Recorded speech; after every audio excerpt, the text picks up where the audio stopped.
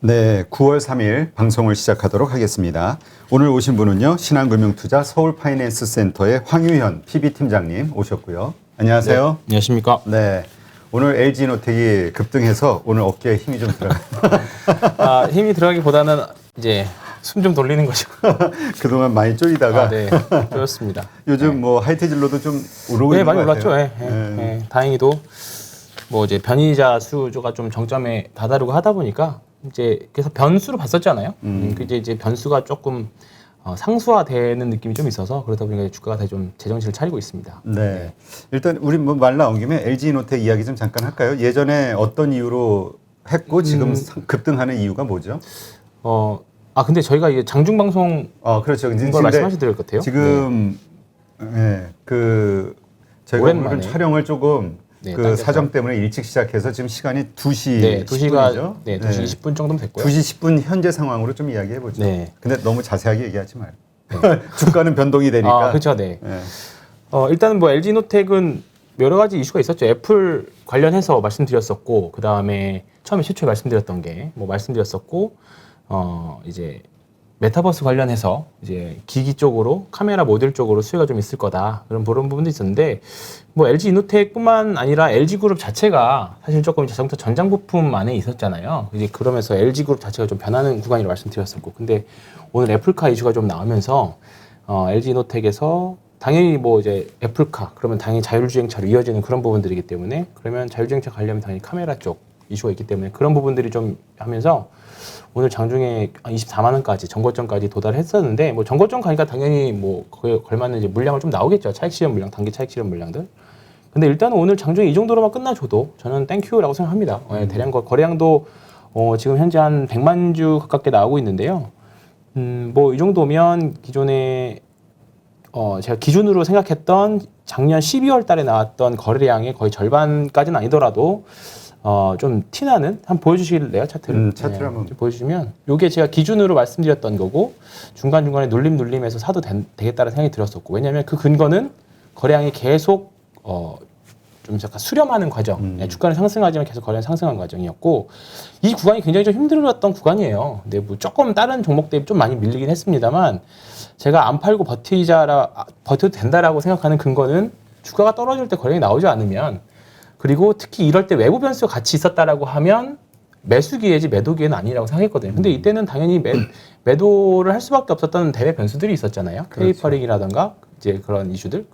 그렇다 보니까 이제 올라올 때는 좀 빨리 올라오는 그런 모습들이 좀 있어요. 그러니까 지금 이제 다시 리스크 온에서 리스크 오프 모드로 가다 보니까 지금 이제 주가들이 호재가 나오면 빨리빨리 반응해주고 있는 부분들이고, 뭐 말 나온 김에 하이트질러도 마찬가지예요. 최근에 지금 보면 V자로 올라오고 있잖아요. 주가도 떨어질 때 보면 계속 여기 있었던 거래량들이 있었지만 주가는 떨어졌지만 올라올 때 이제 다시 이제 그 변수가 다시 좀 어느 정도 진정이 되고 전 세계 확진자들이 좀 줄어들고 그다음에 거리두기 완화에 대한 이야기들이 또 나오기 시작하니까 주가가 또 빠르게 반응한 거죠. 그러니까 이럴 때 이제 분봉들을 보면 정말 투매성 매도들이 많이 나오거든요. 더군다나 이때 외부 변수가 같이 있어 버리면 정말 이제 그 멘탈이 좀 버티기 쉽지가 않아요. 근데 이제 조금 더 버티고 이런 경험들 쌓으시면 이럴 때 매수를 해야 된다는 것들을 좀 보실 거예요. 그래서 이것도 이노텍과 마찬가지로 4만 원부터 쭉 밀렸잖아요. 3만 원까지 거의 한 30%가 그렇죠. 밀렸기 때문에 뭐 버티기 어렵죠. 손절을 못 하시는 분들 못 할 수도 있고, 저 역시도 뭐 아직까지는 뭐 버티는 구간이라 봤었고 계속 쩔을 때만 조금씩 매수를 했었던 구간인데, 이런 구간에서는 이제부터 많이 올라갔고, 다만 이제 좀 다시 저항 구간 또 왔죠. 그러니까 좀 여기서 좀 헤매더라도 다시 또 이제 하반기로 가면 갈수록 이제 또 변이에 대한 이야기가 좀 줄어들수록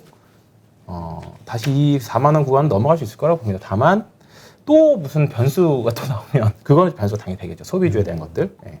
그렇다면 지금 이 시점 보니까 지금 저항선이 크게 있는데 네. 그냥 가만히 들고 있으면 돼요? 아니면 저 저항선 지점에서 팔았다가 좀 밀리면 또 다시 사는 게 나아요? 이거는 거기서부터는 개인 취사 선택입니다. 왜냐면 단기적으로, 그러니까 지금 만약에 지금 팔아도 된다 봐요. 지금은 좀 신규를 매수하기도 그렇고 기존에 가지고 있었던 분들도 한번 팔았다 갈까를 고민할 수 있는 부분인데, 만약에 팔았다 칩시다. 팔았다 쳤는데 그냥 뚫고 올라가 버렸다. 그러면 따로 사야 되는 거고, 그리고 만약에 안 팔고 이제 팔았는데 내려온다. 그럼 또 다시 사면 되는 거고요. 그러면 이 구간에 이제 수렴 하는 게 나오겠죠. 그 근거는 그렇게 될 거라고 생각하는 근거는 거래량이에요. 네, 지금 여기서 보시면 요 밑에 있는 거래량들이 별 의미가 없는 거예요. 지금은 의미가 없다라고 봐요. 그렇기 때문에 의미 없이 떨어졌고 의미 없이 올라갔다. 거래량상으로는 그렇기 때문에 여기서부터 추세를 새로 만드느냐 못 만드느냐 그런 구간인 거죠. 그러니까 그렇게 좀 자신이 없는 혹은 이렇게 좀 경험이 많지 않은 분들은 그냥 놔둬도 장기 투자용으로는 그렇죠. 어차피 저게 목표가가 아니니까 네, 그렇죠. 네, 쭉 그렇죠. 상승할 네, 수 네, 있다고 그렇죠. 네, 약간 조정은 또 있다 할지라도 네, 올라가면 또 올라갈수록 또 여기서 또 한 37,000원대 또 4만 원대의 저항들 계속 있는 거죠. 근데 여기서 횡보를 하면 할수록 그 가격 저항들이 옆으로 분산이 되잖아요. 분산이 되면서 물량 저항 흡수들을 다 합니다. 그렇기 때문에 근데 그 기간이 쉽게 말하면 그 수렴 기간이 에너지 응축 기간하고도 같다라고 보면 돼요. 네, 그렇기 때문에 그 기간이 길어지면 길수록 나중에 모양을 제대로 잡았을 때 제대로 이제 뭔가 추세 상승의 모양을 잡았을 때는 지금 고생한 것만큼 우리가 과실을 먹을 수 있다고 생각하는 거죠. 알겠습니다. 자, 그러면 일단 이번 주 한번 주식 시장을 한번 돌아볼까요? 네. 정리해 볼까요? 외국인들이 이번 주도 좀 많이 그렇죠. 팔기는 했는데 특별한 건 없습니다. 특별한 건 없다라고 보시면 되고요. 코스피 보시면 지난주 이거 8월 31일 날 1조 네. 1천억이 매수 들어오긴 했어요. 근데 이제 이날은 월 말이기도 했고 MSCI 지수 편입도 있어서 종가의 물량이 좀 많이 들어오긴 했었어요. 그래서 그날 뭐 삼성전자라든가 하이닉스라든가 뭐 이제 IT 쪽으로 돌아오느냐 그런 이야기들이 많이 있었는데 그 이후에 추세 다시 들어오는 물량들은 사실 그렇게 막 의미 있다라고 보이지는 않습니다. 그래서 아직 외국인들이 매도는 어느 정도 멈춘 것 같아요. 근데 매도가 멈춤이 반등이다의 공식은 아니거든요. 그렇기 때문에 지금 구간에서는 여전히 개별주 장세를 보시는 게 맞을 것 같습니다. 그러니까 이번 주는 보니까 지수는 일단 3,200포인트 정도까지 일단 올라왔습니다. 지금 오늘 기준으로. 근데 네. 사실 그래도 쉽지 않으실 거예요. 지금 종목별로 굉장히 좀 쉽지 않고 삼성전자나 하이닉스, 뭐 카카오는 지금 15만 원이 넘긴 했지만 뭐 다른 종목 올라가는 거에 비하면 뭐 코스닥 제약바에 올라가는 거에 비하면 사실 상승률이 굉장히 적기 때문에 저는 이런 점이거든요. 카카오 다 좋다, 네이버 좋다, 삼성 다 좋은데 지금 관해서 수익률 게임이 충분히 해볼 만한 장세인데 굳이 그런 애들 최선이냐? 들면서, 최선이냐 과연? 네, 그건 아니. 차선 정도 되지 않겠느냐. 근데 이 구간이 조금은 저는 더 이어질 수 있을 거라고 보는 거죠. 지금 앞으로 뭐 중소형주가 더 갈 것이다. 뭐 이제 좀 그렇게 네. 보시는 건데. 근데 대형주 장세가 이제는 올 수도 있다. 이런 기대감들도 있어요. 네, 그거는 외국인들이 사준다는 전제 조건 하에 그렇지. 말씀드리는 그러니까 요즘 거고요. 좀 사주니까 네. 그런 얘기가 나오는 거겠죠. 네, 아직은 좀 그런 생각에 대해서는 좀 아직은 빠르다라는 생각 여전히 저는 생각을 하고 있고요. 일단은 코로나 3차 확산 정점 지났을 가능성 이런 부분들은 이미 리오프닝 관련 주식들 뭐 아시아나항공이라던가 최근에 하이트진로라던가 소비주들 올라오는 거 봤을 때는 그런 부분들이 이제 시장에선 반영을 하기 시작했던 것 같고요. 그다음에 뭐 미국 고용 지표도 마찬가지죠. 고용 지표도 생각보다 안 좋게 나오다 보니까 아직 경기 부양에 대한 이야기 그리고 지난주에 있었던 잭슨홀 미팅에서도 테이퍼링하고 금리 인상하고 딱 거버를 했잖아요. 그렇지. 테이퍼링은 테이퍼링이고 금리 인상이다. 그러니까 우리가 테이퍼링 결국은 코스피 차트를 보면 우리가 그때 2013년 5월이었나요? 그때도 테이퍼링에 대한 테이퍼링으로 언급이 나왔을 때. 네, 한 달 동안 고생했잖아요. 근데 이번에도 또 한 달 고생했거든요. 미국은 상대적으로 조금 덜 고생하긴 했지만 우리나라는 이제 한 달 고생했고 우리나라도 그때 이후로 이제 조금 수렴하다가 더 올라갔었는데 이제 우리나라도 결국은 또 한 달 고생했어요. 그래서 다음 테이퍼링이 생각 나오시면 또 언젠간 되겠죠. 양쪽 부양하고 이제 하면 이제 그때 가서는 테이퍼링에 대한 이슈가 좀 나온다라고 하면 그때는 이제 올해 7월달, 8월달 고생하신 거 경험 삼아서 비중 조절하는 이제 조금 생각도 한번 해보시면서 아주 큰 교훈이 됐을 것 같고요. 테이퍼링 이슈는 어쨌든 조금은 지나간 것 같아요. 그래서면서 달러 강세도 좀 완화됐고 원달러도 이제 조금 다시 강세 흐름으로 들어가는 이제 달러가 약세로 들어가면서 원화 상승이 될 것 같고 그러면 당연히 외국인들은 지금 주식도 사고 그다음에 달러 환율을 내려가면 양쪽에서 먹을 수 있는 구간 이 구간 이런 부분 설명들 많이 하셨을 거니까 그런 쪽에서는 외국인들은 사기는 굉장히 좋다. 지금 관해서는. 그렇다고 해서 지금 3분기 지금 8월 달 수출 실적 나온 것도 꺾인 게 아니라 여전히 계속적으로 늘어나고 있는 부분들이고 증가율에 대해서 계속 의심은 하지만 실적은 계속 네, 좋게 나오죠. 나와. 네. 그러니까 지금 공격적으로 지르지 못하는 거예요. 이런 부분들이 아직 물음표는 붙어 있으니까. 그러니까 어떤 분은 그런 얘기 하시더라고. 그 3분기 실적, 우리가 의심하고 있는 이 3분기에 대한 실적이 좋게 딱 나오는 순간, 그러니까 그게 그렇죠. 뭐죠? 언제요? 10월 정도 되겠죠. 10월 정도지. 네. 그때 이제 본격적인 외국인의 매수가 오지 않을까? 뭐 이런 기대하는 분도 있긴 그런 하더라고요. 부분들 있을 수도 있고 그때를 마지막으로 더 세게 매도할 수도 있는 거죠. 가능성을 열어둡니다. 이제 그다음에 또 4분기에 대한 걱정으로. 네. 근데 뭐 어차피 3분기에서 4분기 넘어가는 구간, 특히 11월 정도는 이제 추석이 지나고 10월 중순 이후 10월까지는 그래도 해볼 만하고 11월 정도부터는 또 재미없는 시장이 또 올 거라고 보기 때문에 한국 특유의 그때는 이제 그건 그때 가서 얘기하고요. 일단은 지금은 그런 상황인 거죠. 지금 보면 시장에서 나올 만한 이슈 이제 굵직한 글로벌 이슈는 다 나왔어요. 어쨌든 9월 FOMC 회의는 남았긴 했지만 이미 어느 정도 뭐 테이퍼링 있다는 얘기 나왔지. 거기서 지난주에 다 얘기했잖아요. 예, 그렇죠. 테이퍼링 할 거고 금리 인상은 아직 물음표고 그리고 이제 어느 정도 금리도 다 반영됐고 환율에도 다 반영이 된 것 같고 그러니까 이제 앞으로 투자자들은 조금 더 멀리 있는 이벤트를 가지고 이제 조금 힌트를 얻으려고 하는데 이게 힌트가 좀 희미한 거죠. 그렇다 보니까 대형주를 공격적으로 지르기보다 또는 중소형주에서 뭔가 지르기보다는 계속 트레이딩 장세. 지수도 어느 정도 3,050까지 갔다가 지금 3,200 언저리까지 왔기 때문에 여기서 조금 더 슈팅이 나오면 개인 투자자분들은 다시 뭐 3,400 간에 500 간에 그렇게 또 박수 칠 때 막 또 한의를 할 수 있어요. 근데 우리가 항상 보면 박수 칠 때 떠나라라는 말씀 드리는 게 지금은 올해 작년 말과 지금 환경은 분명히 다르잖아요. 그렇기 때문에 너무 올라간다고 흥분할 것도 없고요. 너무 떨어진다고 너무 낙심할 것도 없어요. 이번에 겪었기 때문에. 그렇기 때문에 어쨌든 3,250 넘어가면 과연 지금 나올 변수가 뭐가 있을지에 대한 고민은 계속 하셔야 됩니다. 계속 하셔야 되고 한국 시장은 어려운 시장입니다. 그거 계속 그렇죠. 염두에 두시고 그렇게 하셔야 될 것 같고 일단 지금 증권사들에서 9월달 목표 밴드를 대부분 다 3,300까지 보고 있어요. 예, 일단 상단을 상승할 것이다 이렇게 보는 거예요. 상단을 그 정도고 뭐 하단은 뭐 3,050에서 3,000 정도. 그러니까 변수를 되게 밴드를 높게 놨는데 어쨌든 지금 구간에서는 박스권 장세에 대해서는 어쨌든 이견은 없다. 그러면 그 안에서 어떤 종목을 사야 과연 시장 대비 높은 수익률을 얻을 수 있을 것이냐에 대한 고민들을 하셔야 되는 거죠. 네. 고민을 좀 해봤어요. 고민은 항상 하죠. 그래서 항상 합니다. 어떤 항상. 결론이 나왔어요? 항상 하는데 저는 지금 뭐 어떤 결론이 나왔냐고요? 주식 사야죠. 그러니까 어떤 주식? 어떤 주식을 사야 되느냐는 말씀을 좀 드려볼게요. 그 전에 2차 전지 관련 이슈 한번 좀 짚고 넘어갈게요. 제가 그래. 최근에 보면 어저께 LG화학이랑 뭐 삼성 SDI도 제가 그나마 좋게 봤던 SDI도 조금 어제는 급락이 나왔는데 차트 보여주시면 지금 어제 좀 운봉이 좀 세게 나왔어요. 거래량도 좀 실리면서 거래량이 그렇죠. 실렸네. 그리고 이제 삼성 SDI뿐만 아니라 뭐 관련 주식들도 그렇고 3사 다 그랬죠. LG화학도 그렇고 LG화학은 봐볼까 제가 관종에서 지워가지고 LG화학은 그래도 좀 기술적 반등이라도 좀 나올 줄 알았는데 얄짤없죠. 그러니까 LG화학 사례를 이런 거래를 제가 되게 무서워해요. 이평선 추세 이탈을 하면서 대량 거래가 실려버리는 거. 그러니까 지금 보면 되게 많이 내려왔지만 이런 그림이 되게 무섭습니다, 사실. 이런 그림 되게 무서워요.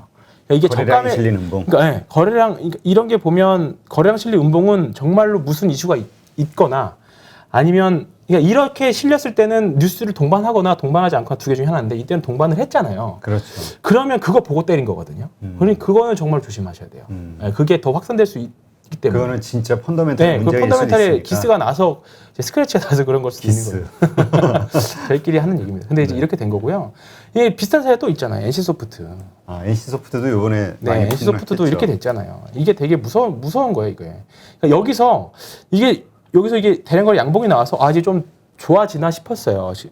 근데 여전히 역배열 상태고 아직까지는 물음표라서 이제 매수를 추천드리고 그러지는 않았었는데 이제 이게 바로 개파락 나면서 이게 떨어졌잖아요. 근데 이제 여기 개파락이 있었기 때문에 어느 정도 조금은 반등은 기대를 해봤었던 건데 그냥 바로 뚝뚝 떨어졌던 거죠. 그렇다 보니까 이런 부분들은 무서운 거죠. 예, 그렇기 때문에 이렇게 생각하면 이런 거래량들은 개인 투자자가 만들 수 있는 거래량이 아니에요. 그동안 그렇죠. 이 주식을 갖고 있었던 외국인이든 기관이든지 간에 뭔가 큰 물량이 나온 거거든요. 그러면 큰 손들이. 큰 손들이 나온 거예요. 그러면 그 물량을 핸들링 해줄 수 있는 주가를 같이 사주고 이제 좀 방어를 해줄 수 있는 물량이 빠져나온 거거든요. 그러면 그 다음부터는 개인들끼리 치고받고 해요. 그거는 저는 사실 제 입장에서는 굳이 이런 종목 최선의 그냥 굳이 선호하는 굳이 다른 것도 있는데. 다른 것도 있는데 굳이 외국인 기관 다 떠난 종목에서 우리가 놀 필요 없다 그렇게 생각하는 거죠. 그런 관점에서 보시면 좋을 것 같고요. 제가 그래서 솔루엠 같은 거 최근에 좀 올라왔는데 이런 거 그때 제가 말씀드렸던 게 이거잖아요. 이게 거의 다 올라왔는데요. 이 음봉이 10% 정도 나왔는데 보시면 거래량은 완전히 안 실렸잖아요. 그러네. 이런 거는 버텨도 되는 거예요. 이런 거는 버텨도 됩니다. 이런 건 버텨도 되는데 그리고 다시 반등이 나왔는데 근데 그러네. 이슈를 동반한 이런 이런 음봉은 조금 무조건 고민을 좀 해봐야 된다. 네, 그렇습니다. 그러니까 지금 와서 여기 이거를 어떻게 해야 되냐라고 하시면 사실 저도 다 못 드리겠어요, 솔직히. 그렇죠. 어떻게 방향이 갈지, 네, 어떻게 보면 행보할지. 지금은 분명히 이격도 많이 벌어서 과매도도 과매도 여기는 해죠. 하죠. 근데 이게 과연 추세를 되돌리고 올라가려면 뭔가 기존 거를 다 극복할 만한 뭔가 이슈가 나와야 되는데 그게 나올 때까지 기다리고 사도 늦지 않다. 물타기도 그때 사도 늦지 않다. 그러니까 주식은 싸게 사야 된다라고 말씀들 하시는데 지금이 싼지 몇 달 뒤에 더 싸질지는 그거는 모르는 거잖아요. 그렇죠. 네, 그렇기 때문에 저는 개인적으로 제 성향은 확인하고 사자예요. 확인하고 사자. 바닥 확인하고 사자. 요즘 그런 얘기 많이 나오더라고요. 주식 살 때 너무 부지런하지 말자. 네. 게을러지자. 이런 얘기들 하시더라고요. 살 때, 팔 때는 그렇게 하셔도 되는데 탐구는 매일매일. 네, 그래요. 그렇습니다. 자, 그래서 결론은 그 전에 LG화학에서 오늘 시간이 많아서 그런가 좀 편하네요. 아니, 자. 보통 2시에 되겠네. 장 끝나고 한 5시, 6시 이때 하니까 아니, 제가 피곤해가지고 오늘 오랜만에- 에너지가 좀 있을 때 하니까 좋네. 왜냐면 제가 오늘 휴가를 내고 나왔기 때문에 오랜만에 그래요, 맞아. 저도 반찬했죠. 근데 이거 빨리 끝내고 가서 주시려고 그랬는데 시간이 금방금방 가네요. 이건데요. 우리가 피크아웃 이거 좀 보여줄래요? 네, 화면. PPT죠? 그러니까 우리가 계속 피크아웃 우려가 나오잖아요. 그렇죠. 근데 이제 이거는 이제 하나금융투자의 리포트인데 이 부분이거든요. 이게 과연 언제쯤 주가에 반영이 될까? 그러니까 증가율이 꺾였잖아요. 그렇죠. 네, 월별 비중치는 늘어나고는 있어요. 근데 지금 글로벌 전기차의 비중이 증가율이 꺾인 상태예요. 그러니까 이 부분이 분명히 반영한다. 이게 피크아웃이거든요. 그게 사실 증가율 지금 꺾인 거? 네. 2차 전지주가 뭐 수소차, 그러니까 수소 에너지 이것 때문에 좀 떨어졌다 이렇게 보는 분도 그럴 수도 있는데 있고, 그죠? 사실은 저는 이게 반영된 것이다. 라고 생각합니다. 네, 이게 2차 전지도 반영된 많이 겁니다. 좀 하락했다고 네, 그러더라고요. 그렇죠. 저거에 네, 네. 같이 그러니까 지금 연동하니까. 이런 부분들이 피크아웃이고 지금 코스피 전체라던가 이머징 국가들 전체 주식시장에 이 피크아웃에도 우려가 있는 거잖아요. 그러니까 이제 우리가 피크아웃에 대한 사례를 지금 2차 전지에서 봤어요. 봤기 때문에 이러한 공포라던가 예를 들어 3분기 이후 4분기 실적이나 내년 1분기 실적에서 피크아웃에 대한 애널리스트들의 컨센서스가 일치가 되면 지금은 엄청 좋을 수 있지만 또 그때 가서 갑자기 예를 들어 3,400, 3,500 가서 그런 300포인트 넘어가서 그런 이슈 갑자기 나와버리면 올라갔는데 이걸 보고 왔는데 아니래. 그럼 이렇게 될 수 있는 거죠. 그래서 계속 우려는 있을 수 있으니까 계속 무조건적으로 긍정적으로 보실 게 아니라 비관적으로 보자는 게 아니라 비판적으로 항상 시장을 봐야 된다. 지금 구간에서는 그 말씀 드린 겁니다. 그래서 근데 또 다른 한편에서는 결국 자동차 반도체 쇼티지 문제 아니냐. 공급. 그렇죠. 네. 그것도 있습니다. 네. 그러니까 수요가 줄어든 게 아니라 네네네. 시장이 펀더멘탈이. 네, 맞습니다. 그러니까 이게 좀 다시 턴하고 증가율이 판매가 올라가는 거를 확인하고 살 때쯤이면 주가가 먼저 반등을 하긴 하겠죠. 그렇죠. 근데 어쨌든 이 꺾이는 거에 대한 우려는 이미 좀 나왔던 건데 이제 주가에서 반영하기 시작했던 부분. 어쩌면 이것 때문에 현대차가 계속 이렇게 흘러내렸는지도 네, 모르죠. 맞아요. 마찬가지인 거죠. 근데 지금 기아는 오히려 더 짱짱한 모습 보여주고 있거든요. 기아차. 기아는 다른 완성차 업체, 그러니까 저는 자동차 업종 중에서 기아가 1번이었고, 그다음에 현대차가 2번이었는데, 일단은 기아가 가장 강한 모습 보여주고 있잖아요. 그래서 지금 만약에 시장이 조금 더 안정화될지 모르겠긴 하겠지만 대형주 중에서 뭘 살래 하면 저는 그냥 지금 기아. 편하게 기아 아니면 현대차 이렇게 말씀드리고 있어요. 그러니까 많이 내려왔으니까. 네, 많이 내려오기도 했고 제일 잘 버텼어요. 이번 7월달, 8월달 제일 잘 대형 중에 제일 잘 버텼고 만약에 여기서 이제 쇼티지 문제도 이제 어느 정도 변수에서 상수화되고 있거든요. 그렇죠. 이제 어느 정도 다 예상도 됐고. 그리고 또 이게 이 회사만 문제가 있으면은 그런데 그렇죠. 모든 자동차 회사가 다 그런 그렇거든. 거니까. 네. 그렇죠. 지금 보면 현대차 같은 경우에는 2025년부터 제네시스 다 전기차로 나온다는 얘기도 맞아요. 있고 성장 모델에 대한 거는 확고하잖아요. 그렇죠. 쉽고 그렇기 때문에 저는 지금은 기아차, 현대차 제일 편하다. 대형주 중에서 한다라고 하면 제일 편한 섹터라고 봅니다. 네.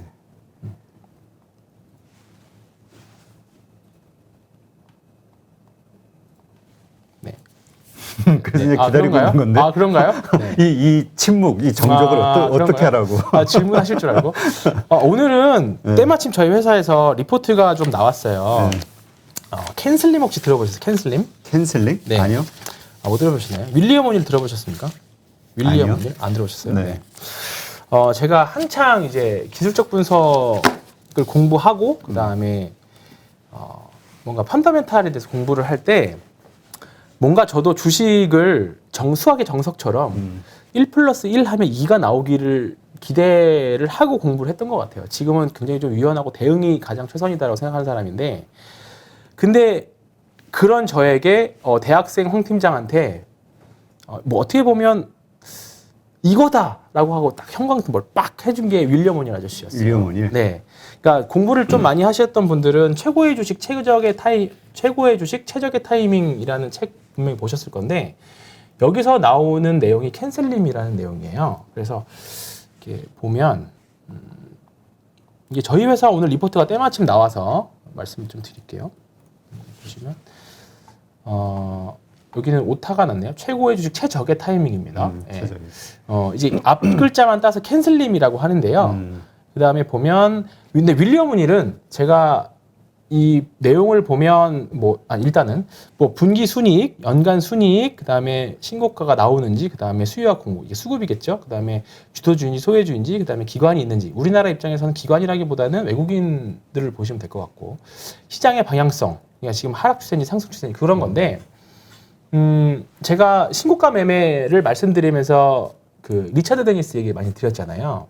그분은 전형적인 추세 추종 매매자고요. 추세 추종. 네. 근데 이분은 딱 전형적으로 개인 투자자가 지향하기에 딱 좋은 모델을 제시를 하고 있습니다. 기다리는 투자. 기다리는 투자이기도 하고요. 그 다음에 최적의 타이밍, 그러니까 책 제목이 최고의 주식 최적의 타이밍이니까 최고의 주식을 최적에 언제 사느냐, 그거에 대한 고민을 해주신 분이거든요. 보면 이게 보시면 써 있습니다. 오닐은 대표적인 테크니션, 그러니까 기술적 분석가입니다. 이제 뒤에 설명을 드릴 건데, 근데 펀더멘탈 지표를 무시하지 않는다라는 거죠. 그러니까 기본적으로 여기서 캔슬림에서 제시하고 있는 순이익이라든가 증가율이라든가 이런 부분들이 기본으로 깔려 있는 종목들 중에서 이분이 지향하고자 하는 그 매매 패턴이 있습니다. 이게 굉장히 유명한 뭐냐면 컵앤핸들입니다. 들어보셨나요? 손잡이 달린 컵. 들어보셨어요? 그러니까 주식 용어로 들어본 게 아니라 컵앤홀더 그냥 우리 보통 일상적인 용어. 네, 이거. 그러니까 이거. 컵앤핸들. 컵앤핸들인데 그 종목들을 찾는 사람이에요. 그 종목. 이 기반에 대한 종목을, 이 캔슬림에 해당하는 종목들을 바탕으로 컵앤핸들 종목을 찾습니다. 이거를 쉽게 우리나라 말로 해석을 하면 원형 바닥형입니다. 원형 바닥형의 눌림목. 네. 제가 주로 매매하는 매매 기법 중에 하나이기도 하고요. 이거를 적용해서 이제 여러 가지 단타도 하고 추세 추종으로 끌고 가기도 하고, 제가 대표적으로 설명드렸던 게 하이비전 시스템. 이게 대표적인 이제 컵앤핸들이었기 때문에 계속 제가 말씀드렸던 거고. 컵앤핸들. 네. 그건 말씀드릴게요. 근데 보시면 내용이 되게 쉽습니다. 사실 어렵지 않아요. 그래서 이 캔슬림을 인터넷에서 검색해 보시면 지금 캔슬림에 해당하는 종목들을 쭉 여러 사이트에서 이 해당하는 그 종목이 이거다라고 많이들 이제 종목들이 많이 있어요. 그리고 저희 회사에서도 이렇게 스크린 컨트롤 스크린 해가지고 이런 종목들이 해당한다. 지금 현재 해당한다 하는 거죠. 그리고 나서 이제 앞서 말씀드렸던 거는 요 캔슬림에 해당하는 종목들이에요. 요 분기 순이익이라든가 기관이라든가 지금 수급이 어떻게 받쳐주느냐 이런 거에 대한 것들이고, 그런 거에 해당하는 종목들 요쪽에 이렇게 있는 거거든요. 근데 요거는 이제 조금 이제 자세하게 써놓으신 거예요. 만약에 유튜브 보신 분들은 조금 더 뭐 캡처하셔가지고 보셔도 좋습니다. 네, 그래서 이렇게 보시면 되고, 이거는 제가 따로 얻은 거라서 이제 보시면 될 것 같고요. 자, 그러면 이런 종목들인데요. 이런 종목 중에서 과연 제 기준으로 이 종목 캔슬림인데 지금 이 자리에서 윌리엄 오닐이 말하는 최적의 컵앤핸들이 뭐가 있느냐, 최적의 타이밍이 있는 종목이 뭐가 있느냐, 그 종목을 좀 몇 개 뽑아왔어요. 그러니까 이게 지금 보면 완전 다 좋은 주식들이거든요. 다 보시면 그렇죠. 네, 다 들어보셨을 거고 이름만 들어도 어떤 기업, 어떤 회사인지 다 알 수 있는 종목들인데 이걸 이제 차트를 하나씩 보면서 말씀드리겠습니다.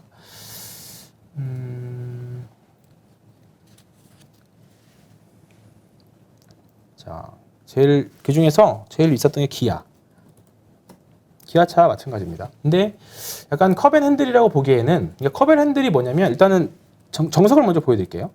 네, 하이비전 시스템 이겁니다. 오늘 이제 하이비전 시스템도 이제 2분기 실적이 좀 안 나서 하는데 지금이 아니라 요 앞에 제가 먼저 설명드렸던 요쪽이었잖아요. 이렇게 여기입니다. 여기. 일단 헷갈리니까 여기 좀 지우고요. 이렇게인데요. 지금 이렇게 말고 네, 이 정도 보시면 됩니다. 이거를 그릴 수가 있나?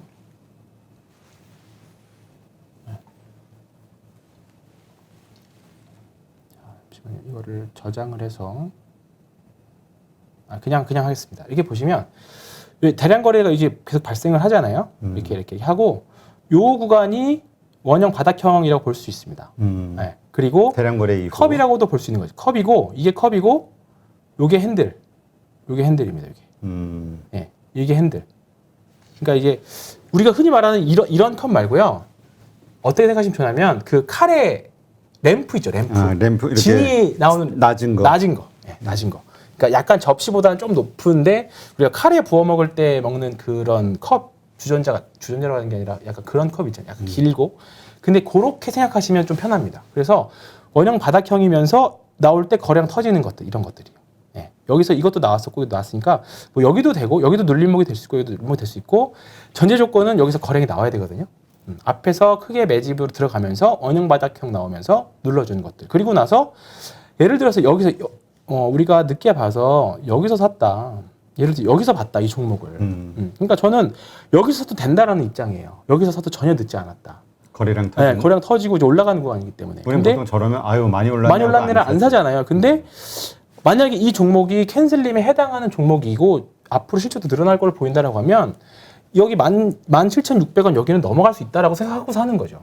그리고 바닥에서 올라왔어도 어차피 우리가 바닥은 못 잡으니까 이제 추세가 시작되는구나라고 생각할 수 있는 거예요. 그래서 사도 된다고 보는 거고 몇 번 그래서 말씀드렸던 거 그래서 이렇게 되는 거죠. 이렇게 있던 거죠. 이렇게 되는 거죠. 그러고 나서 이 이유는 뭐 어떻게 매도하느냐는 뭐 밸류에이션을 보면서 팔지 뭐 이렇게 거래량이 터지면 팔지 그건 나중 문제고 일단 여기서는 충분히 사볼 수 있을 만한 거를 일단은 말씀드리면서 이게 정석의 패턴이다. 제가 보는 이걸 말씀드리면서 앞으로 향후에 되는 거 보는데요. 기아를 보면 기아는 좀 정석적인 패턴은 아니죠, 사실. 그렇죠. 네, 그냥 옆으로 횡보만 했으니까. 근데 만약에 여기서 거래 이렇게 나온다. 네, 나온다라고 하면 그냥 약간 이렇게 패턴이 나올 거예요. 그러면 이 주식도 좋을 거죠. 근데 우리가 생각하는 그러면 과연 그럴 가능성이 있느냐에 대한 거죠. 그러니까 여기서 두 가지 고민인 거예요. 그럴 가능성을 보고 매수를 하느냐. 근데 그 가능성을 나는 잘 모르겠으니까 확인을 하고 매수하느냐. 두 가지 중에 하나인 거죠. 그래서 예를 들어서 기아가 다음 주에 장대 양봉이 큰 게 나왔다. 그러면 이제 확신이 들고 따라 붙기 시작하는 거고 만약에 그게 나올 걸 예상이 되면 지금 좀 더 쌀 때 사는 거죠. 그러니까 지금 사는 사람들은 그 예상했던 리스크 프리미엄만큼 먹는 거예요. 그죠? 그렇게 되겠죠? 그런 관점 보시면 되고요. 기아는 그런 관점이 있다고 보면 될 것 같고 그 다음에 더존 비주원. 그러니까 아까 그 퀀트로 선정한 그 종목들 가운데서 황 팀장 개인적으로 이건 괜찮다라고 보는 종목들이라고 보는 거죠. 더존 비주원도 있는 종목 중에 하나인데요. 이거는 좀 약간 이것도 굉장히 좀 깊게 파고 있잖아요. 이렇게 이건 정말 깊이 들어간.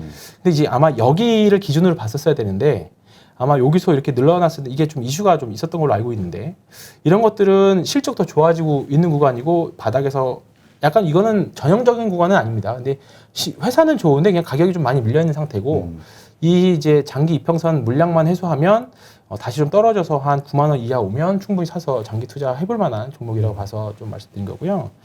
그 다음에 근데 여기서 하나 질문이 많은 분들이 고민하시는 지점이 뭐냐면 지금 이렇게 이제 저항선이 바로 위에 있잖아요. 저게 지금 무슨 이건 선이죠? 201선입니다. 201선.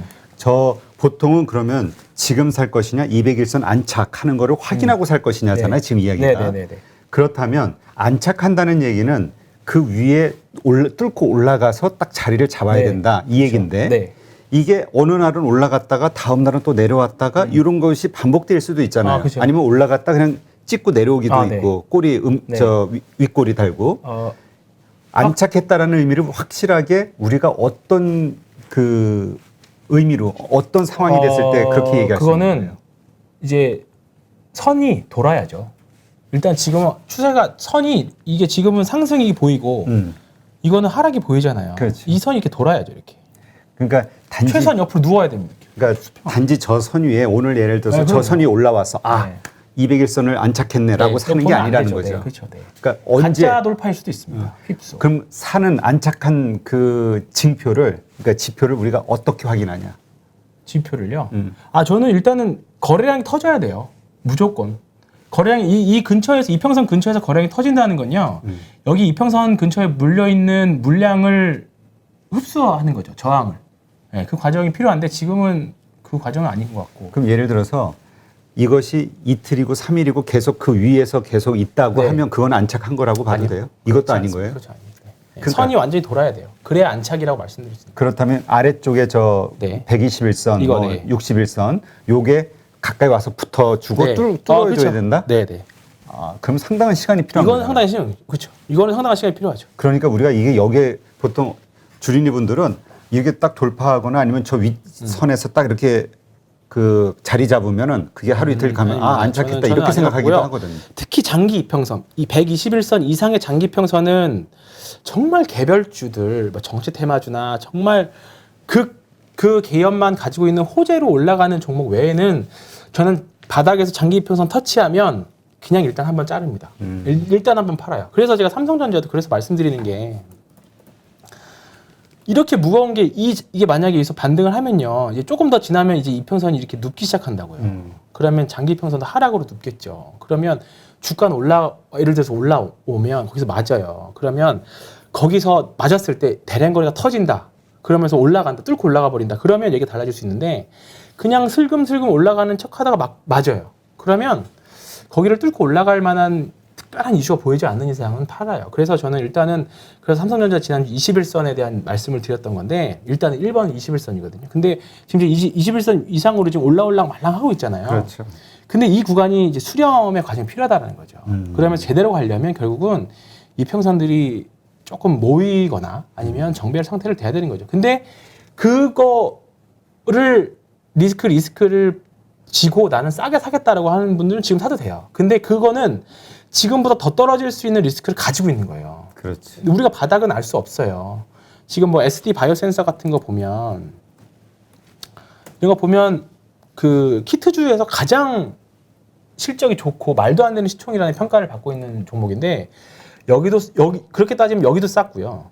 여기도 쌌고요. 지금도 싼 구간이에요. 그렇죠. 근데 여기서 싸다고 샀는데 여기서 싸고 근데 그보다 더 할인돼 가지고 지금 박앤세일이라고 볼 수 있는데 여기서 만약에 더 내려가면 더 싸질 수 있는 거죠. 그거는 우리가 모른다는 거죠. 그래서 개인 투자자는 결국은 쌀 때 산다라는 것 자체가 뭐 싸게 살 수 있으면 그 능력이 있으면 사는데 그거는 개인 투자자가 이거야말로 마켓 타이밍 맞추기 정말 힘들다고 보거든요. 그래서 저는 아예 분할로 사던가 만약에 그러시면 나는 바닥을 오졌으면 정말 한 번 다시 한번 분할로 사던가 아니면 거래량이라든가 본인들의 지표를 봐서 바닥을 확인하고 사던가 그렇게 저는 말씀드리고 싶다라는 거죠.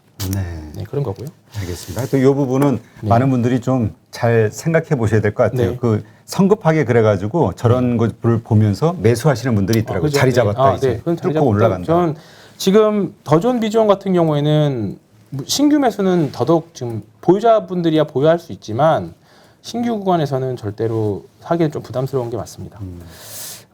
그러면 리노공업 그리고 리노공업도 마찬가지죠. 지금 보시면 리노공업 패스하겠습니다. 리노공업 아니고요. 대주전자재료 오늘 좀 많이 올랐는데 네, 대주전자재료 거래량 확실히 터졌죠. 네. 여기도 이게 기준일 수 있습니다. 이게 짧게 나와서 근데 이제 이게 나왔고 여기서 만약 이렇게 눌러졌다 이렇게 가면 이제 좀 짧은 원형 바닥이 될 수 있고요. 그 다음에 대표적인 게 덴티움입니다. 덴티움. 네, 덴티움인데요. 자, 앞서 말씀드렸던 것처럼 여기서 대량 거래가 나왔었고요. 여기서 이렇게 원형 바닥형 이제 전형적인 건 아니지만 좀 시장 흐름 따라 이렇게 만들었고 요런 게 되게 중요한 거죠. 거래량 네, 터지 거래량 그 이후 터지면서 거래량 터지는 네, 신고가잖아요. 보시면 이렇게만 볼게요. 여기를 보면 이렇게 보면 이렇게 내가 오늘 이렇게 봤다라고 치면 이거는 따라 붙어야 되는 거예요. 제 기준으로는. 그러니까 보면 이날도 얼마 올랐냐? 이날 7% 올랐네요. 근데 내가 봤던 주식이 한 5만 5천 원까지 갔던 주식이 지금 어떻게 6만 8천 원 지금 종가가 6만 8,500원이면 이걸 어떻게 사라고 할 수 있지만 그래도 사야 된다는 생각인 거죠. 그러면 왜냐하면 이제부터 다시 신고가를 가는구나 라는 생각이 있었을 거고 그렇기 때문에 그리고 이때 못 샀으면 계속 못 사요. 이거 어떻게 이때도 못 샀으면 이때도 당연히 못 삽니다. 그렇기 때문에 이렇게 신고가 매매가 중요한 게 그래서 그래요. 대신에 신고가 이런 종목을 매매할 때는 사서 떨어진다 또는 추세를 꺾인 것 같다 싶으면 바로바로 리스크 관리를 해줘야 돼요. 그 대신에 올라갔을 때 그동안의 손절, 그러니까 예를 들어서 이렇게 매매를 여러 번 하더라도 하나 이렇게 터지면 그동안의 손절을 터진다는 게 아니라 원래 그렇습니다. 데니스 리차드의 승률은 30%밖에 안 돼요. 그렇지. 손익비가 중요한 거죠. 승률이 먹을 때 많이 먹어라. 먹을 때 많이 먹어라. 그러니까 그러면 이렇게 먹어버리면 기존에 있었던 손실을 다 만회해요. 다 만회. 그러니까 상한가 따라잡기 매매하시는 분들이 그렇게 하거든요. 그러니까 상한가를 붙으면 바로 붙을 때 들어갔다가 깨지면 바로 매도. 그러면 예를 들어서 10종목 그날 예를 들어서 오늘 10종목이 상한가를 갔는데 10종목 가다가 10종목이 상한가 다 깨졌어. 그러면 10번 손절했겠죠. 그럼 승률은 그날 100%야. 근데 다음 날 11종목이 있었는데 한 종목만 상한가를 갔어. 균등해서 했는데. 근데 나머지 한 종목이 다음 날 상한가를 끝나면 다음 날 급등하는 케이스가 많잖아요. 그러면 그 한 종목이 그 전날의 손실을 다 만회해 주거든요. 네, 그렇기 때문에 주식은 철저하게 승률보다는 손익비 싸움으로 접근하셔야 된다. 그래서 윌리엄 오닐하고 데니스 리차드의 매매는 되게 굉장히 공통점이 많다. 이게 캔슬림이지만 데니스 리차드 윌리엄 오닐은 테크니션이거든요. 대표적인 테크니션입니다. 그래서 이런 그냥 기반에 이런 게 깔려 있는 상태에서 이렇게 매매를 한다 이렇게 말씀드렸던 거고요. 그 다음에 AP 시스템이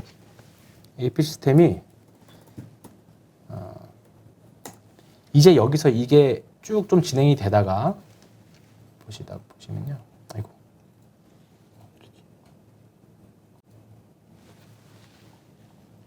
이렇게 돼 있는데요. 여기 대량거래가 있고요. 여기서 만약에 이렇게 조금 더 진행하다가 대량거래가 나오면서 올라가면 이제 이게 원형 바닥형 이제 머릿속 그려보는 거죠. 머릿속 그려보는 거예요. 여기서 만약에 이렇게 좀 진행하다가 이게 주가가 이렇게 원형 이렇게 흘러갔으면 하다가 좀 올라오면 그리고 거래량이 터지면 이제 그런 이제 신고가를 34,000 넘어갈 수 있는 그림 만들어내는 거죠. 근데 지금 어떻게 보면 이 원형 바닥형이 여기가 최바닥일 수 있어요. 꼭지죠. 네. 그런 것도 염두에 두시면서 보면 될 것 같고요. 지금 실제로 제 고객님들이랑 이런 식으로 진행하고 있는 게 ST팜입니다. ST팜. 네. 네. 오늘 좀 많이 올랐는데 실제로 이제 머니톡 저희 방송 보시고 오신 분들을 좀 많이 이제 사놨는데 이것도 마찬가지예요. 대량거래가 나왔었고 주가는 이제 쭉 내려왔었죠. 내려왔다가 제 생각으로는 여기 근처면 10만 원 정도면 우리가 원형 바닥형이 가장 밑바닥일 것 같다. 근데 왜냐하면 ST팜은 캔슬림에 걸릴 수가 없습니다. 대부분의 제약 바이오들은 당연히 뭐 분기 순이익이나 당연히 뭐 실적보다 당연히 비싸게 평가되는 것들도 많고 하기 그렇지. 때문에 근데 이제 과연 얘네 제약 바이오 중에서 미래 가치라던가 또는 이제 좀 여러 가지 것들을 판단했을 때 신약 가치 같은 거 판단했을 때 괜찮다고 생각하는 종목이었는데 오늘 좀 급등했고 여기서 만약에 급등했다가 한 번 더 급등했다가 내려오면 그때 사도 전혀 늦지 않다라고 봐요. 조정받을 때. 네, 지금 10만 원에 계속 모았었는데 지금 이제 11만 7천 원 정도 11만 7천 원까지 왔었고요. 지금 차트만 놓고 봤을 때 비슷한 게 제가 웬만해서 셀트리온 시리즈를 얘기 안 하는데 셀트리온 헬스케어가 그렇습니다. 이거는 추천 절대 아닙니다. 네, 진짜로. 그냥 이렇게 차트 이렇게 기술적 분석 네. 공부하신다 생각하시고 네. 보세요. 이게 셀트리온 헬스케어는 딱 이렇게 그런 느낌입니다. 네. 차라리 여기서 있다가 이렇게 돌다가 여기서 거래액이 빵 나오면 여기서 만약 예를 들어서 거래액이 이렇게 나갔다 치면 누군가가 많이 샀다라는 거잖아요. 그렇지. 그럼 뭔가 있는 거예요. 우리가 모르는. 그럼 아니면 호재를 동반하면서 나올 수도 있는 거고. 그래서 셀트리온 헬스케어는 저는 상황 봐가지고 저도 매매를 한번 해볼까 생각하고 있는 후보군 중에 하나입니다. 예, 지금 그래서 계속 관심 갖고 있는 종목인데, 그러니까 이거를 그래야 되는 거죠. 나는 죽어도 올라가는 거 못 따라 사겠다. 신고가 못 따라 사겠다. 나는 죽었다 깨어나서 싸게 사야겠다 하는 분들은 싸게 사는 그림을 그리는 종목을 잘 찾아봐야죠. 예, 잘 찾아보는 게 중요합니다. 그래서 이런 캔슬림을 기반으로 한 이제 원형 바닥형 잡는 것들인데, 다 차트들을 다 뒤져보면 이게 차트라는 게 A는 B 이렇게 그려지지가 않아요. 정석처럼 딱딱 떨어지지 않습니다. 뭐 그림을 잘 봐야 된다 네. 이런 얘기들 많이 하잖아요. 근데 이제 오래 보고 많이 보면, 그래서 제가 항상 후배들한테 하는 말이 잠잘 시간이 있냐? 내가 맨날 그래요. 도대체 잠잘 시간이 도대체 어딨냐? 종목 볼 시간도 없는데. 그래서 부지런하게 항상 제가 그래서 그러는 말이, 제가 완곡하게 표현하는 말이 부지런하게 찾으면 먹을 게 많다 여전히 이렇게 말씀드린 게 그래서 그렇습니다. 그래서 황 팀장 밤마다 그 그림 공부하느라 뒤 원형 탈모 생기잖아요. 네, 조금 왔습니다. 원형 탈모 생겼다고 고민을 하더라고요. 팔 관련해서는 고민이 한 번도 없었는데 하반기에 조심해야 돼. 건강이 네, 먼저 우선이니까. 그렇습니다. 근데 털 네. 얘기하다가 뭔 얘기할까 까먹었어. 질문이 하나 있었는데. 네. 예, 그래요. 그럼 일단 이게 이제 지금 우리가 최적의 어떤 주식을 찾는 네. 한 가지 또 방법이죠. 방법이라는 네, 거. 방법이죠. 예. 네. 그거에 대해서 그러니까 이제 무조건 차트 분석에 대해서 안 좋게 보시는 분들 있잖아요. 근데 그래서 제가 대안을 제시해 드린 거예요. 캔슬림이라는 방법을. 그래서 근데 제가 이제 기억이 났어요. 무슨 얘기를 하려고 했냐면은 물론 이렇게 차트를 본다 하더라도 우리가 펀더멘탈 기본적 기업적 네. 분석, 기업 분석은 들어가서 이게 괜찮은 회사인지 펀더멘탈은 기본적으로 확인해야겠죠. 차트만 그럼요. 보고 들어가는 게 아니라. 네, 그렇죠. 네. 그래서 캔슬림에 걸리는 종목들은 기본적으로 분기순이익이 증가를 계속하고 있고 그렇지. 하는 것들이기 때문에 차트를 보고 매매를 해도, 그러니까 기본적으로 되니까 물려도 괜찮다는 거죠. 물려도 언젠가 기다리면 그렇죠. 물려도. 올라갈 수 있다. 그렇죠. 그래서 알겠습니다. 자, 그러면 그 몇 가지 종목 한번 보죠. 우리 지난번 방송들에서 언급했던 것 중에 이제 삼성전기 한번 볼까요? 네. 제가 대형주 중에서 해볼 만하다고 생각하는 게 삼성전기. 이것도 마찬가지입니다. 네. 지금 삼성전자랑 하이닉스만 빼고 계속 다른 건 해볼 만하다 여전히 주변주로는. 근데 보시면 지금 관련 리포트도 좋게 나오고 있고요. 삼성전기는 이것도 원형 바닥으로 볼 수 있잖아요. 네, 맞아요. 맞습니다. 원형 바닥 진행 중이라고 볼 수 있는 거죠. 여기서 대량 거래가 나와주면 더 확신이 쓰겠죠. 확신이 쓰는 거고, 아직은 추세선을 깼지만 아직은 완전한 이탈은, 잠깐 이탈했다가 올라왔고 이탈했다가 또 올라왔잖아요. 여기서 만약에 거래량만 실려주면 사실 이 그림이 되게 좋았다고, 이 거래량이 되게 좋았다고 생각하거든요. 이 거래량. 그래서 일단 관심 있게 보고 있고요. 제가 말씀드리고 싶은 거는 삼성 엔지니어링입니다. 오랜만에 드디어. 네. 생각보다 그 이후로 많이 오른 것 같지는 않던데. 네, 그렇죠. 이거를 그때부터 다시 3등분 선을 해가지고 생각을 하면요, 여기를 기준으로 이 정도로 하죠. 여기는 50% 조정, 이거 봐야 되겠네요. 딱 여기 정도 있는데요. 여기 있고 이제 스타트 지점에 여기 정도 딱 이제 상승폭이 50% 되돌림 거의 근처까지 왔다가 반등이 나오는데, 그저께 보면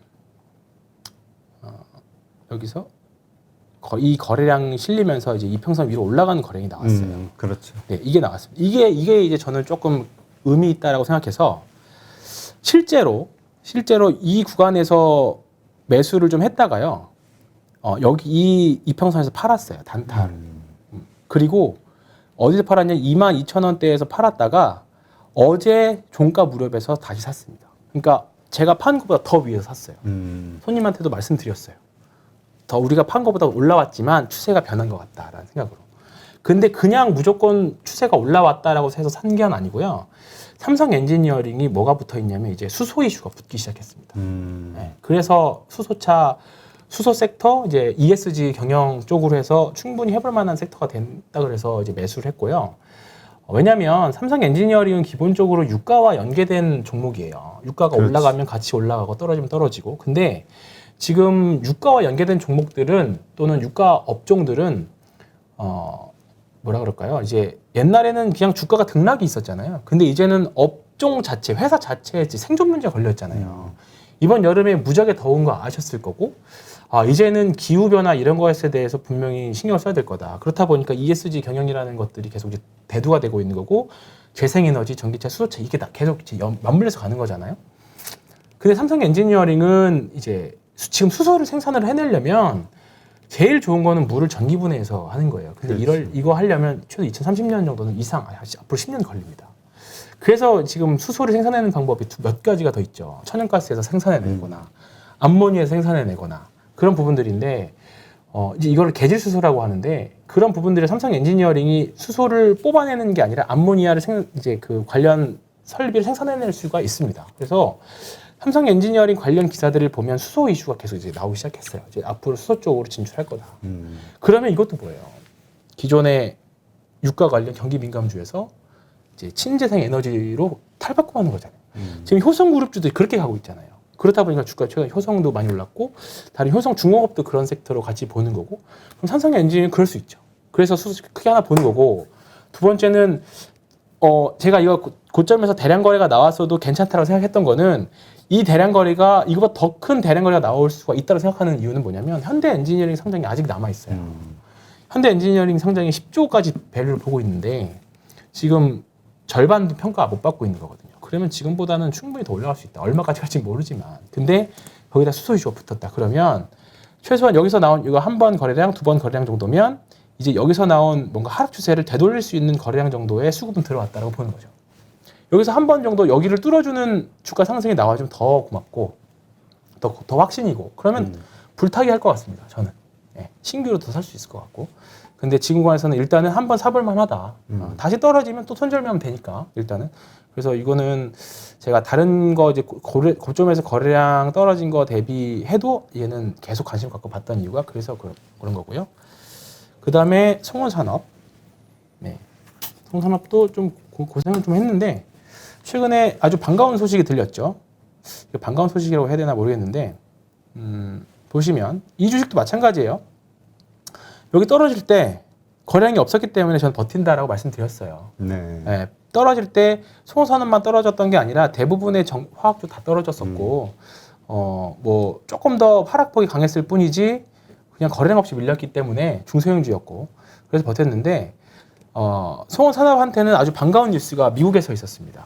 혹시 뭔지 아세요? 모르겠는데. 미국에 허리케인이 왔다는 소식입니다. 허리케인이 오면 송원산업은 항상 올랐어요. 왜냐하면 상대적으로 미국에 있는 그 허리케인 피해 지역이 대부분 미국에 있는 화학업체들이 몰려 있는 회사라서 이제 그러면 이제 생산에 차질이 오죠. 그러면 송원산업이 조금 단기적으로 수혜를 받을 수 있다는 생각이 들었어요. 그래서 제 고객님들한테는 송원산업 이제 좀 오를 것 같다. 허리케인이 와서 이제 좀 오를 것 같다. 왜냐하면 이거 제가 경험적으로 알고 있거든요. 그래서 이제 좀 오를 것 같다 했는데 다행히 좀 이제 그래도 V자 반등식으로 올라오고는 있습니다. 근데 아직 갈 길은 멀기는 한데 이 주식도 보면 대량 거래가 나왔다가 옆으로 지금 계속 횡보 구간이거든요. 어떻게 보면 또 지금 횡보 구간 하다가 이제 여기서 좀만 더 올라와서 거래가 실려주면 그리고 송원산업은 이제 2차 전지 업체도 변신을 꾀하고 있는 기업이기 때문에 황산 쪽 계속 이제 봐야 되지 이제 얘는 경량화 쪽으로 봐야 되는데 이런 부분들은 계속적으로 한번 보면서 대응을 하시면 될 것 같고요. 그다음에 제가 계속 머니투데이에서도 다른 방송에서 그렇고 제가 계속 긍정적으로 밀고 있었던 게 폴더블 관련 주식입니다. 폴더블이 이제 저는 파인테크닉스를 좋게 봤었고 근데 이제 많이 급등을 했고 그리고 지금 BH나 볼까요?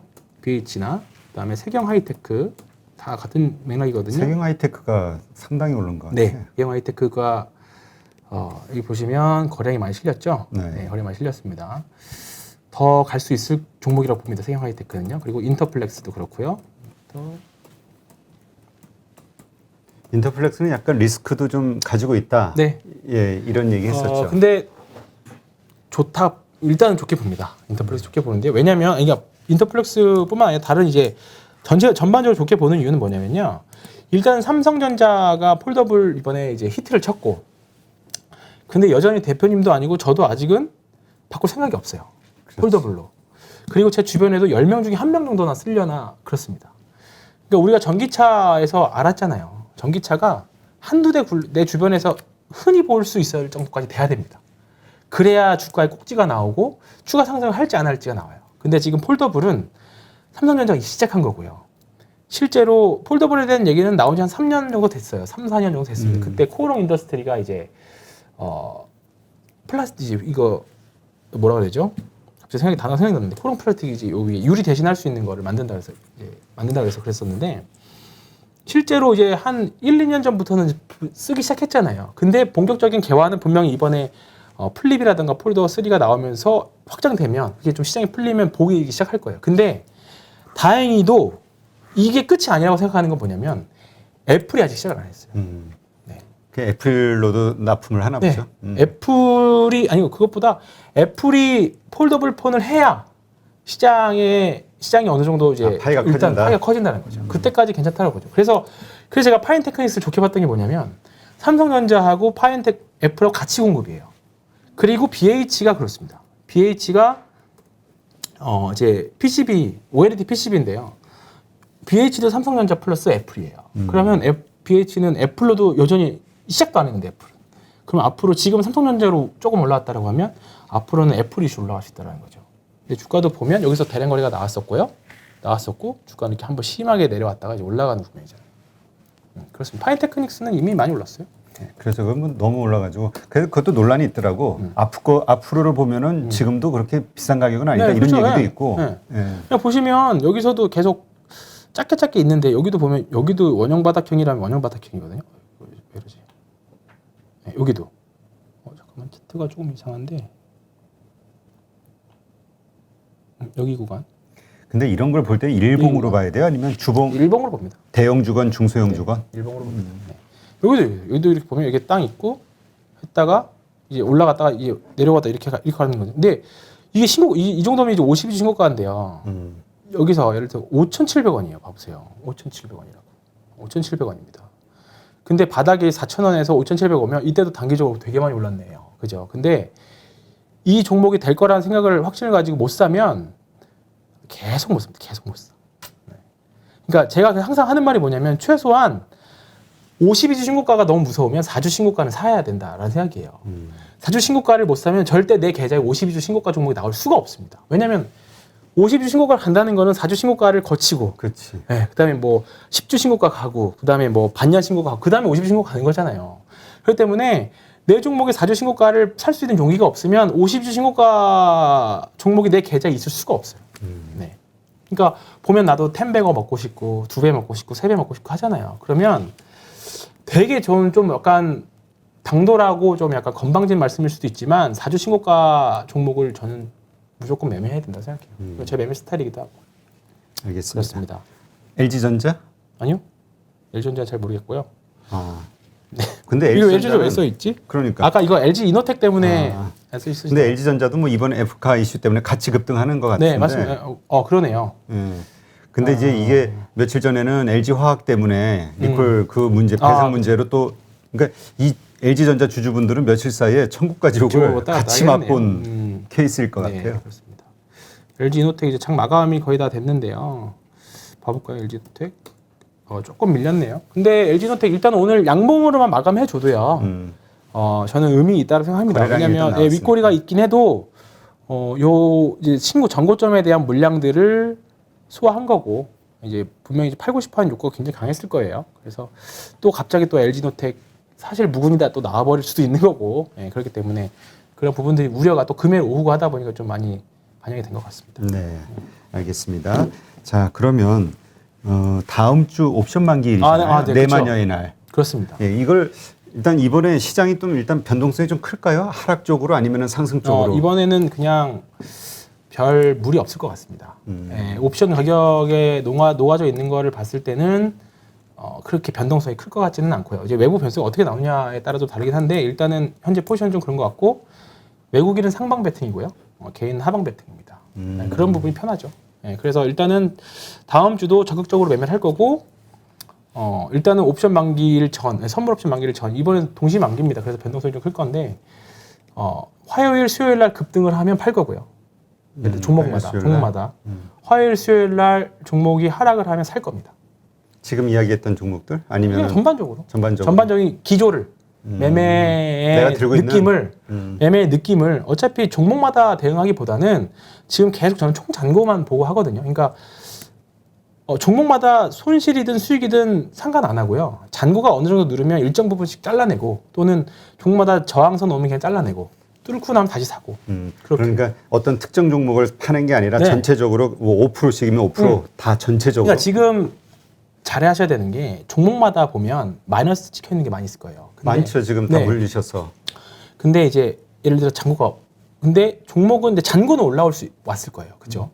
그러면 거기서 네, 이거 파란색인데 어떻게 팔아라고 생각하지 마시고 일단은 총 잔고가 어느 정도 올라왔느냐 보고 그냥 왔을 때 좀 어느 정도 잘라냈다가 다음 주 상황은 좀 급락 나오면 사고 급등하면 좀 팔고 그냥 종목만 그냥 총 잔고만 집중해서 그냥 결국은 잔고가 늘어나는 게 중요하잖아요. 잔고가 종목의 수익률보다 계좌의 잔고.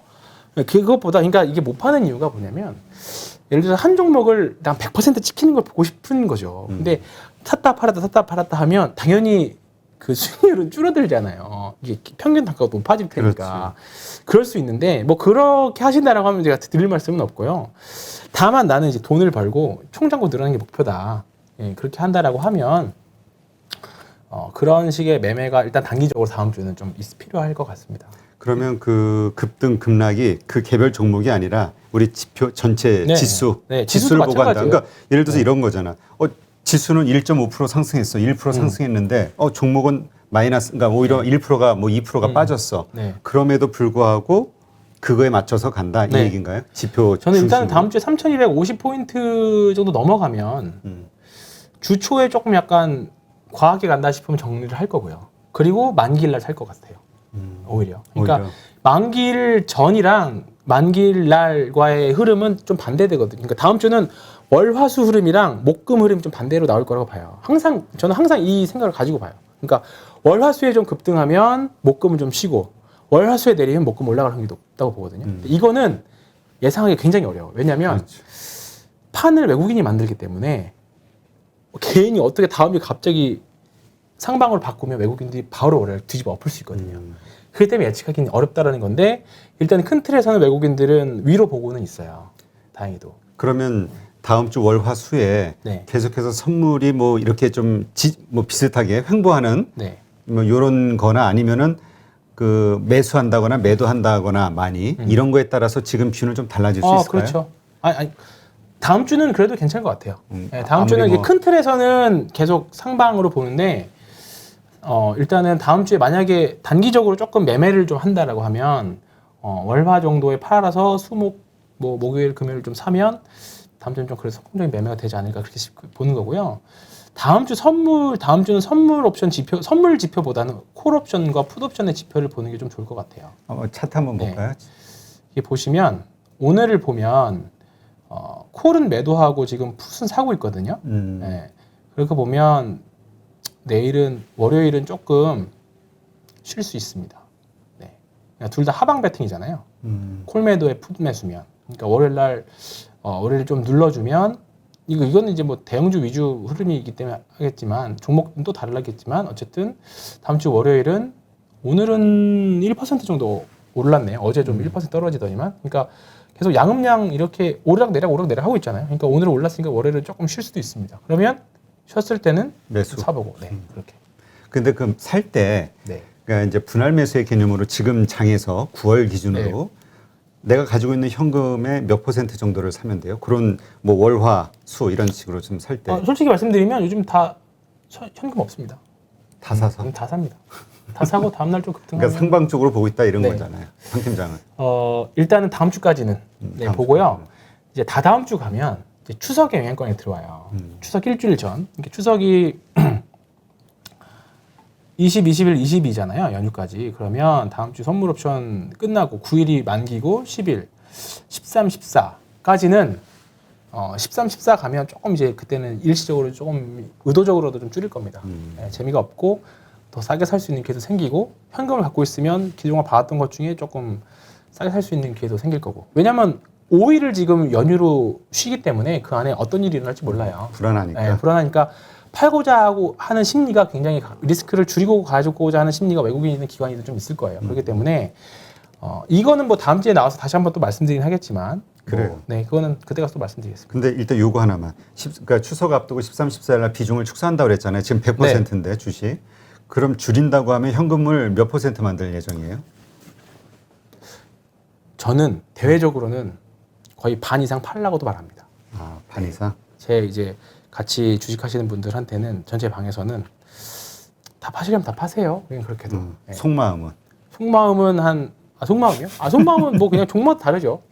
그러니까, 종마다 달라요. 그러니까 그때는 아까 얘기한 대로 전부 이렇게 동시 비율대로 매도하는 게 아니라 팔 거와 살 거를 서로 그렇죠. 구분한다. 네. 이게 참 이렇게 제가 실제로 행동하는 거랑 대외적으로 말씀드린 거랑 괴리가 좀 있어서 그렇긴 한데. 근데 그 얘기는 황 팀장도 그때 주어지는 여러 가지 그 상황들을 보면서 마음이 자꾸 변하는 거잖아요. 그렇죠. 당연하죠. 어쩔 수 없어요. 이 종목 보고 있으면 또 사고 싶고 저 종목도 사고 싶고. 그러니까 저는 막 쓰고 막 보면서 이거는 되거든. 특히 이번 주 저는 솔직히 좀 재미있었거든요. 종목들마다. 그래서 다음 주 계속 될 것 같으니까 일단은 해볼 만한데 이 추석에 대한 이야기들은 한번 해보죠. 그래 다음 주 화요일 날 한번 자세하게 좀 풀고 그래서 어떻게 현금 보유 비중을 추석 전에 어느 정도로 들고 가야 될지 한번 고민을 좀 하셔서 추석이 많이 남아서 다음 주는 만기를 얘기 좀 더 하죠. 그럴까요? 예, 네. 알겠습니다. 네, 이렇게 해서 결국 또 한 시간을 채웠군요. 아니 그러니까 오늘은 황 팀장이 그 LG노텍이 상승하면서 기분이 좋아서 힘들 줄 모르고 한 시간을 끌어주네. 오늘은 장 전에 와서 그런지 몰라도 에너지가 좀 있어. 조금 남았었습니다. 네. 알겠습니다. 나중에 이제 라이브 방송할 때 장중에 해야지. 네. 네, 자 이렇게 해서 신한금융투자의 황유연 팀장과 오늘 주식시장 그리고 이번 주의 주식시장 상황에 대해서 한번 살펴봤고요. 다음 주도 한번 흐름에 대해서 전망해봤습니다. 네, 오늘 수고 많으셨고요. 다음 주 화요일 날 뵙도록 할게요. 네, 고맙습니다. 네, 그럼 이어서 현대차증권의 노근창 리서치센터장과 함께 우리 탈도 많고 말도 많은 이 삼성전자 하이닉스 그리고 D램에 대한 문제를 한번 심층적으로 파보는 그런 시간을 갖도록 하겠습니다. 잠시만요.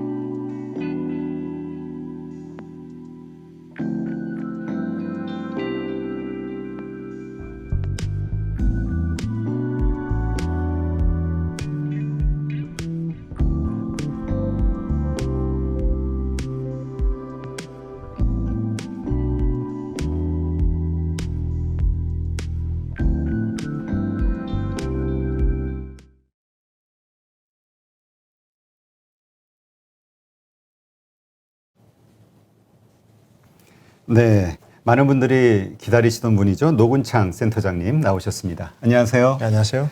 최근 되게 힘드셨을 것 같아요. 뭐 여러 가지로 좀 저희 예상과는 달리 좀 특히 메모리 반도체 기업들 주가 흐름이 좋지는 않았고 다행스러운 거는 역시 밸류에이션 하단에서는 저점을 좀 확인하고 어쨌든 반등을 좀 하고 있어서 전반적으로 이제 좀 요즘 같을 때가 오히려 질문이 더 많습니다. 지금은 트레이딩 관점에서 봐야 될지 아니면 어느 시점에 의미 있게 비중을 확대해야 될지 그런 요청도 좀 많고요. 최근 들어서는 저희도 뭐 주요 기관 투자가들이랑 세미나는 좀 많이 하고 있는 상황입니다. 네. 사실 참 이게 궁금했는데 이 전문가들마다 다 의견이 달라서 네. 참 노근창 센터장님의 뷰가 궁금했어요. 그래서 예. 오늘 이제 드디어 네. 코로나 때문에 그동안 못 모시다가 네. 자 일단 지금 CLSA에서 먼저 부정적인 리포트가 나오고 그다음에 모건스탠리에서 거의 뭐 매도 리포트가 나오면서 삼성전자와 SK하이닉스가 이제 거의 급락을 했잖아요. 그렇죠. 근데 이제 거기에 가장 문제가 이제 반도체 D램에 대한 그 걱정이란 말이죠. 이 부분은 어떻게 믿어도 되는 건가요? 상황이 그렇게 어렵나요? 저희도 사실은 6월 말에 사실 목표 주가를 좀 낮췄어요. 저희도 6월 말에 목표 주가를 낮췄을 때 제가 크로스 체크를 우리 삼성 하이닉스 쪽도 하고 그다음에 클라우드 고객들에 대해서도 저희가 좀 접근을 하고 그리고 결정적인 이제 디램 익스체인지에서 좀 올 4분기 또는 내년 1분기부터 서버 디램 재고 조정에 대한 얘기를 좀 해서 저희도 그렇다고 해서 정말 할지는 좀 검증은 해야 되지만 그리고 뭐 어쨌든 고객사들이 재고가 많다고 하면 최소한 한 번 정도는 재고 조정 사이클이 있겠다 싶어서 저희도 6월 말에 삼성 하이닉스 목표 주가를 낮췄죠. 리포팅도 그때 했고. 근데 이제 일부 외국계 증권사에서는 이제 훨씬 더 좀 공포스러운 분위기로 어쨌든 리포팅을 하고 있는데, 근데 상승이 그렇습니다. 우리 뭐 시장이란 게 항상 그런 거고, 항상 이제 대비할 수 있는 시간을 주면요, 그런 전략도 바뀔 수가 있습니다. 무슨 말인가 하면 내년 1월부터 서버 디램에 대한 강도 높은 재고 조정이 있을 거라고 이제 리포팅도 하고 아마존, 마이크로소프트의 의지치도 저희가 좀 확인을 했잖아요. 네. 그 말은 이제 그러면 디램 회사들은 가만히 있느냐, 그렇지는 않다는 거죠. 그래서 결과적으로 이제 해야 될 거는 좀 더 부가가치가 높은 서버 디램 제품에 대한 비중을 좀 높이고 있고, 대표적으로 64GB 모듈을 이제 적시에 더 공급을 해서 클라우드 사업자들의 저전력 수요를 충족을 하고, 64GB를 만든과 동시에 또 그 모듈을 만들기 위해서 메모리 모듈을 만들기 위한 서버 디램 단품이 있습니다. 그 단품의 그 덴서티를 8GB 중심에서 16GB 중심으로 좀 더 빨리 갑니다. 그러면 기존의 8GB 만들 때보다 원가가 한 20% 하락을 하거든요. 그래서 원가 절감과 제품 믹스를 통한 방어 전략을 만드는 거고, 그렇지만 이제 제가 드리고 싶은 거는 서버 디램이 올해 기준으로 보면 한 33.8% 정도 됩니다. 전체 디램에. 근데 서버 디램이 아직도 가장 물량 기준으로 파이가 큰 모바일 디램 한 40% 되는데 그 제품보다 25% 비쌉니다. 그건 무슨 말인가 하면 금액 기준으로는 이미 서버 디램이 좀 제일 큰 시장이 됐고요. 2022년에는 서버 디램 출하량 비중이 한 34.8% 정도 되는데, 그러면 금액 기준으로는 41%거든요. 그래서 서버 디램이 이제 흔들리면 사실은 뭐 엄청난 대안이 있는 건 아니에요, 사실은.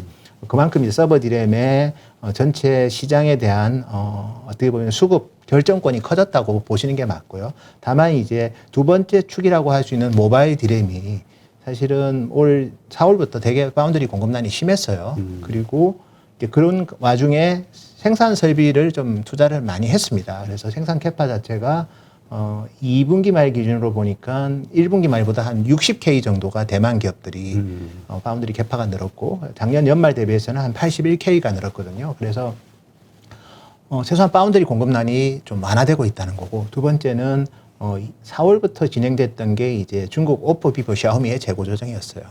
스마트폰, 모바일 디램이든 뭐 낸드 플래시든 재고 조정을 했고, 근데 저희가 체크해 보니까 8월 초에 거의 마감이 됐더라고요. 마무리가 됐더라고요. 그래서 네. 그들의 재고 사정이 상당히 완화된 상태이기 때문에 환경이 조금 변할 수도 있습니다. 그래서 제가 한 번 더 좀 더 구체적으로 이제 좀 변화된 내용들을 말씀드리면, 먼저 이제 그 삼성의 갤럭시 Z 폴드 3가 뭐 그렇고 Z 플립 3도 그렇고 상당히 판매가 호조잖아요. 아주 뭐 기대감이 크죠. 예, 그리고 이제 애플도 아이폰 13을 9월부터 본격적으로 판매를 할 거고, 그러면 전 세계적으로 스마트폰을 보면 삼성전자가 한 2억 5천만 대 공급한다고 보시면 되고요. 애플이 한 2억 3천만 대 공급한다고 보시면 돼요. 합치면 한 4억 8천만 대 되고, 중국 회사들이 한 8억 대 공급합니다.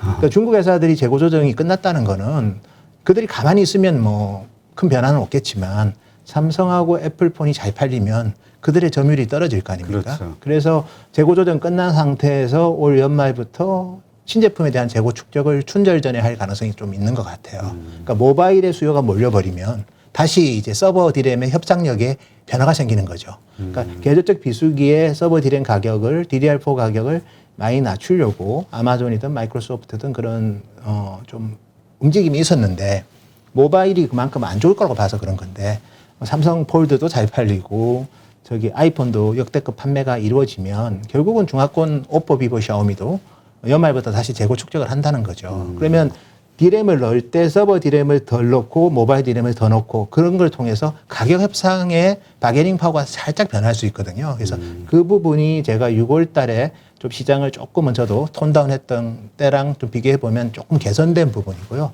두 번째는 그 서버 같은 경우에도 어쨌든 간에 고용량 제품에 대한 니즈가 상당히 강해졌어요. 네. 그래서 아마존이든 마이크로소프트든 전부 다 이제 64GB 중에서도 이제 한마디로 말해서 속도 빠른 걸 많이 요구합니다. 그래서 뭐 2600 뭐 60MHz 제품을 주로 이제 RDM에서 찾았다면 요즘은 이제 3200MHz를 찾고 있고 최근에 이 삼성이 이제 공개한 제품은 DDR5인데 8단으로 쌓아가지고 7200MHz가 지원되는 그런 제품들이 또 있거든요. 그래서 DDR4 내에서도 좋은 제품, 64GB 그런 제품에 대한 그 고객들의 니즈가 좀 강해지다 보니까 최근에 이제 디램 익스체인지에서 뭐 저랑은 자주 소통을 합니다. 서버 쪽을 보는 분은 네. 특히 자주 소통을 하는데 제가 6월 달에 봤을 때보다 가격은 좀 일찍 빠지는 것 같아요. 그래서 6월 달에 저희가 봤을 때는 4분기가 0에서 5% 정도 가격 인상으로 서버 디램을 봤는데요.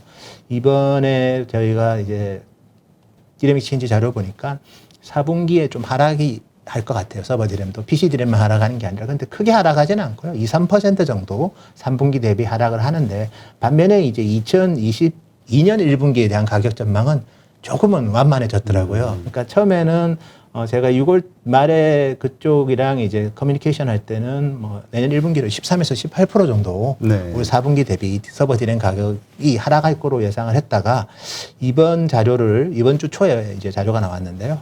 한 10% 하락으로 잡았더라고요. 뭐 13이나 18이나 뭐 10%나 두 자릿수니까 느낌은 그렇게 좋지는 않지만 그래도 그 가격 하락폭이 조금 변화가 있다는 거고요. 그리고 이제 DDR5가 그래서 중요할 것 같아요. 그래서 내년 2분기, 3분기, 4분기, 특히 4분기는 뭐 최근 자료이긴 하지만 전체 서버 디램의 한 30%가 DDR5거든요. 서버 디램이 금액 기준으로 한 42%라고 보시면 그 중에서 30%면 전체 디램을 금액으로 보면 10% 이상이 내년 4분기는 서버 DDR5라는 거죠. 그래서 그런 요인들 때문에 저는 뭐 우리 모 외국계 보고서가 겨울이 온다고 했는데 글쎄요. 뭐 겨울보다는 좀 약간은 인디안 서머라고 저는 얘기를 합니다. 되게 뜨거울 줄 알았는데 갑자기 싸늘해진 건데 그렇다고 해서 뜨거움이 바뀌는 건 아니에요. 왜냐하면 기술적인 큰 변화의 변곡점이 이제 내년에 있기 때문에 특히 서버단에 이제 DDR5가 본격적으로 들어오는 시점이고 서버가 제일 중요하고 금액 기준으로 41%고 그 가장 고부가 가치니까 이익이 남고 그리고 퀄리티를 제일 따지고 품질을 제일 따지고 뭐 원가 싼 거 그래 따지지 않습니다. 더 좋은 성능과 더 좋은 전력 소모의 효율성이 높으면서 훨씬 더 이제 서비스의 질을 높여주시는 그런 반도체를 많이 찾고 있는데 이제 그게 내년부터 본격적으로 양산이 되고 특히 이번에 뭐 인텔의 사파이어 래피드든 뭐 이런 제품들 같은 경우는 뭐 DDR5만 이제 지원되는 게 아니라 일부는 이제 HBM이라는 그런 것도 들어가 있고 그다음에 이제 PCI라고 해서 보통 우리가 그래픽 카드, SSD 아니면 나머지 주변 기기랑 연동하는 인터페이스가 있는데 그쪽도 4.0에서 5.0으로 변하거든요. 그러면 상당히 어떻게 보면 데이터 센터 하이퍼 스케일 자체가 CPU든 GPU든 뭐 DRAM이든 SSD든 다 한 번 더 업그레이드 되는 사이클이기 때문에 저희는 기술적인 변화가 없다면 이번 다운턴이 좀 아플 수도 있는데 바로 변화가 생기거든요. 그래서 저희는 겨울보다는 좀 약간 냉기는 오지만 견딜 수 있는 수준이지 않을까. 일시적인 그냥 기온 강화. 제품 사이클 변경 전에 생기는 가격 협상 사이클로 보셔야 돼요. 하긴 그러니까 우리가 계속 이야기했던 게 이게 DDR4에서 5로 가는 시점에서 당연히 사는 사람 입장에서 야 이제 신제품 나올 건데 구제품은 좀 가격 내려줘. 이거 할 수 있는 당연하죠. 거잖아요. 그리고 우리 삼성도 그렇고 하이닉스도 그렇고 이제 뭐 북미의 클라우드 사업자하고 협상할 때 그거를 설득을 해요. 왜 DDR5가 DDR4보다 50% 비싼지를 설명을 합니다. 가장 큰 거는 역시 원가가 올라가죠. 같은 웨이퍼당 나오는 칩 자체가 한 30% 주니까 그거만큼 가격을 올려야 되고. 근데 결국 이제 그런 식의 설득을 서로 하다 보니까 이제 아마존 마이크로소프트는 DDR4보다 50% 비싸면 비수기일 때 DDR4 가격을 내려야 되겠다는 생각을 하는 거죠. 그게 어떻게 보면 가장 큰 이번 사이클의 출발점이었고 저희도 그 상황을 6월 중순만 해도 그런 게 없었어요. 그냥 아이스레이크 나와서 디램 같이 바꾸면서 막 투자하는 사이클이었고 지금도 그런 사이클이지만 근데 제가 6월 말에 체크해 보니까 생각보다 재고가 많은 거예요. 그들이. 그리고 재고가 많은 배경과 함께 DDR5에 대한 가격 협상을 하면서 약간 좀 뭐라고 할까요? 불편한 점도 좀 있었고 그래서 결과적으로는 그러면 제품 교체 주기일 때 일단 DDR4 기존 제품에 대해서는 가격 인하를 좀 의미 있게 하겠구나 생각을 해서 저희도 6월 달에 리포팅을 한 거고요. 근데 그게 이제 바로 이제 어두운 다운턴으로 가는 게 아니라 내년 상반기에 가격 좀 인하하고 그다음에 다시 이제 DDR5가 중심이 되는 시점에는 뭐 정말 그리고 중요한 건 그렇습니다. DDR5와 DDR4를 같이 팔겠죠. 삼성하이닉스는. 그렇죠. 그러면 블렌드드 ASP가 다릅니다. 하나는 50% 비싸고 하나는 뭐 어쨌든 그렇고 하면 이 DDR5 비중이 올라가면 기업들이 이제 실제로 발표하는 ASP는 블렌디드로 올라갈 수도 있는 거예요. 그래서 설령 똑같이 DDR4 가격이 안 오르더라도 DDR5 비중이 올라가는 시점에 블렌디드 ASP는 올라가니까 기업들이 발표하는 ASP는 올라가는 거죠. 그래서 사실은 그런 큰 변화의 수요 관점에서 큰 변화의 변곡점이기 때문에 겨울보다는 저는 인디안 서머로 좀 개인적으로는 지칭하고 싶습니다. 그러니까 그 소비자 입장에서 보면 야, 신제품 이렇게 왜 비싸 기존 제품보다 근데 안 깎아줘. 그러니까 그러면 기존 제품이라도 깎어 이 얘기인 거잖아요. 뭐 저는 그런 정황상 그런 가능성이 크다고 봅니다. 네. 근데 이제 이것은 그러니까 일시적인 어떤 이런 진통, 그러니까 교체, 이제 주력 제품에 대한 그 교체 과정에서 일어나는 현상인데 이걸 전반적인 펀더멘탈로 보기에는 그건 좀 무리가 있다 이렇게 이해하면 될까요? 예, 그래서 우리가 이제 좋은 질문이시고 또 잘 이해하셨고 PC 스마트폰 시대일 때는 일단은 본 코스트라는 게 있습니다. 전체 스마트폰에서 D램이 차지하는 원가 비중이 어느 정도 되면 이제는 뭐 소비자도 결국 그 완제품한테 전가가 돼서 구매를 해야 되니까 저항이 생기는 것처럼 스마트폰을 만드는 회사들도 그런 부담을 느끼기 때문에 본 코스트 가지고 이제 사이클이 오면 전체 공급과 수요를 계산하기 때문에 이 사이클이 다운턴이 가면 최소한 뭐 1년 반 이상 가는데요. 이 클라우드는 좀 다르죠. 아마존하고 마이크로소프트 이런 회사들은 뭐 다른 비즈니스가 많잖아요. 그렇죠. 그리고 클라우드도 뭐 당연히 수익성도 좋지만 그들 입장에서는 본 코스트를 안 봅니다. 걔들은. 물론 아예 안 보지는 않지만 주로 본다. 과거 스마트폰만큼 치열하게 보지는 않고 다만 이제 그들도 협상을 할 때 그냥 우리 1차 2017년 18년 때는 사실은 가격 불문하고 물량만 확보되면 사갔어요. 근데 지금은 이제 그럴 이유는 없는 거라고 자기들도 판단하는 거고 그다음에 어차피 DDR5 때문에 가격을 한번 또 어쩔 수 없이 또 비싼 제품을 사야 되기 때문에 그 전에 조금은 바게닝 파워에 있어서 자기가 힘이 있을 때가 생각을 했죠. 언제가 제일 힘이 있을까? 내년 상반기가 제일 힘이 있다고 본 거죠, 사실은. 그래서 뭐 그런 차원에서 조금은 산업의 참여자들의 성격이 좀 변한 건데 그렇지만 그 변화가 지속될 거라고 저는 보지는 않아요. 왜냐하면 D램을 의미 있게 만드는 회사는 3개사고 수요처는 너무 많죠. 모바일이든 PC든 그래픽이든 컨슈머든 그리고 지금은 서버가 제일 커졌는데 그 서버에서도 전체 유닛으로 보면 하이퍼스케일이라 해서 데이터 센터에 들어가는 게 한 40% 되고요. 근데 이 금액으로 보면 D램 기준으로 보면 한 80%입니다. 그런데 그거의 50% 이상을 북미의 클라우드 회사들이 한마디로 결정한다는 거죠. 그래서 아직은 그들의 힘이 큰데 근데 클라우드 회사들도 계속 생겨나고 있고 또 뭐 기업체들의 또 자체적인 프라이빗 클라우드 투자 그다음에 이제 우리 엣지 단에서 생기는 그런 컨텐츠 딜리버리 네트워크 CDN 하는 회사들 아니면 엣지 클라우드 하는 회사들이 많아지고 있기 때문에 북미 클라우드들의 영향력은 시간이 지나면 줄어들 거예요. 그래서 우리 가전적 기기가 갖는 거는 협상력이 좀 편한 거잖아요. 난립돼 있을 때보다. 그래서 일단은 그 고객층들이 또 워낙 북미 클라우드들이 힘이 세서 우리 약간은 좀 이상한 사이클로 너무 빨리 좋은 게 바로 다시 가격 뭐 오르고 9개월 오르고 이번 4분기부터 서버 디램 가격이 빠지면 9개월 오르고 끝나는 사이클은 잘 없거든요. 작년이 이상한 거예요. 그러니까 6개월 오르고 6개월 빠지고. 그러니까 지금 우리가 처음에 생각해도 좀 반도체 빅사이클 이야기가 좀 나올 정도로 기대감이 컸었잖아요. 일단 그 반도체 빅사이클은 좀 우리가 너무 이른 기대감이었던 건가요? 근데 사실은 금액 기준으로 보면 2021년이 두 번째로 큰 디램 시장입니다. 한 30억 불 정도 되니까 2017년보다도 디램 시장 규모는 큽니다. 사실은 2018년은 1000억 불이었으니까 그때가 제일 컸던 거고 그러니까 저희가 얘기 드렸던 디램 시장의 파이가 커지는 거는 분명히 맞아요. 다만 이제 그들의 그 파이의 성격이 사실은 서버 디램이 비중이 워낙 높아지다 보니까 금액 기준으로 올해 한 37% 되거든요. 그러다 보니까 이제 사이클이 그냥 1년 이상 쭉 가는 사이클보다는 그들의 협상에 따라서 생기는 냉각 기간 사이클을 저희도 간과했던 거죠.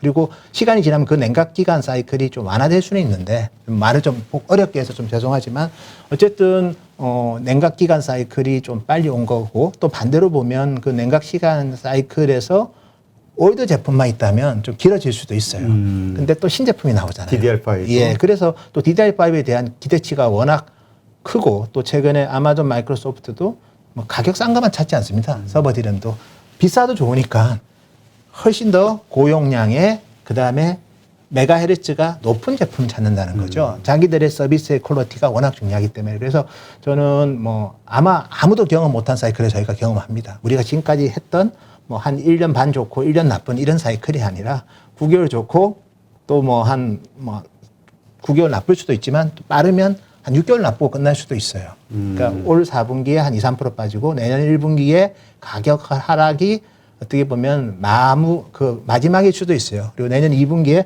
다시 좀 정체되다가 하반기에 가격이 올라가거나 아니면 가격이 멈추더라도 DDR5 비중이 높으면 블렌디드 ASP가 올라가거든요. 그래서 실질적으로 저희도 많은 어떻게 보면 다양한 리서치를 통해서 이번 사이클의 성격을 저는 그렇게 지금 정리는 했습니다. 근데 저희가 정리한 거랑 또 약간 다르게 갈 수는 있지만 큰 디렉션은 역시 클라우드 회사들의 그 어떻게 보면 투자 의사 결정에 따라서 디램 산업이 많이 좌우되는 거는 맞는데 어쨌든 그들한테 디램은 설비 투자한 거죠.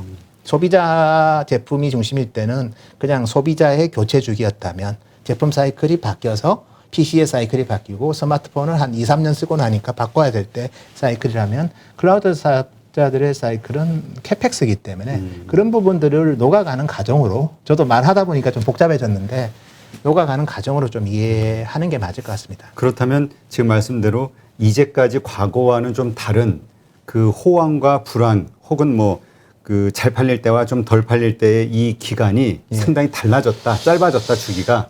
예, 이렇게 일단은 보면 지금은 짧아졌다고 보는 게 맞죠. 작년에는 6개월 오르고 6개월 빠졌고 올해는 9개월 오르고 그다음에 9개월 빠질지 아니면 6개월 빠질지는 봐야 되고 과거랑은 분명히 다른 거고요. 그렇지만 그게 고차가 되지는 않을 것 같아요. 고차가 되려면 아마존, 마이크로소프트, 구글만 있으면 고차가 될 건데 또 그 이외에 수없이 많은 클라우드 사업자들이 있기 때문에 또 계속해서 기업들이 이제 기본적인 서버 투자는 합니다. 그리고 프라이빗 클라우드라는 그런 규모는 작지만 그런 기업들이 점점 많아지고 있기 때문에 북미 클라우드 회사들의 가격 결정권과 산업의 수급 결정력이 약화되는 시점에는 다시 사이클이 길어질 거예요.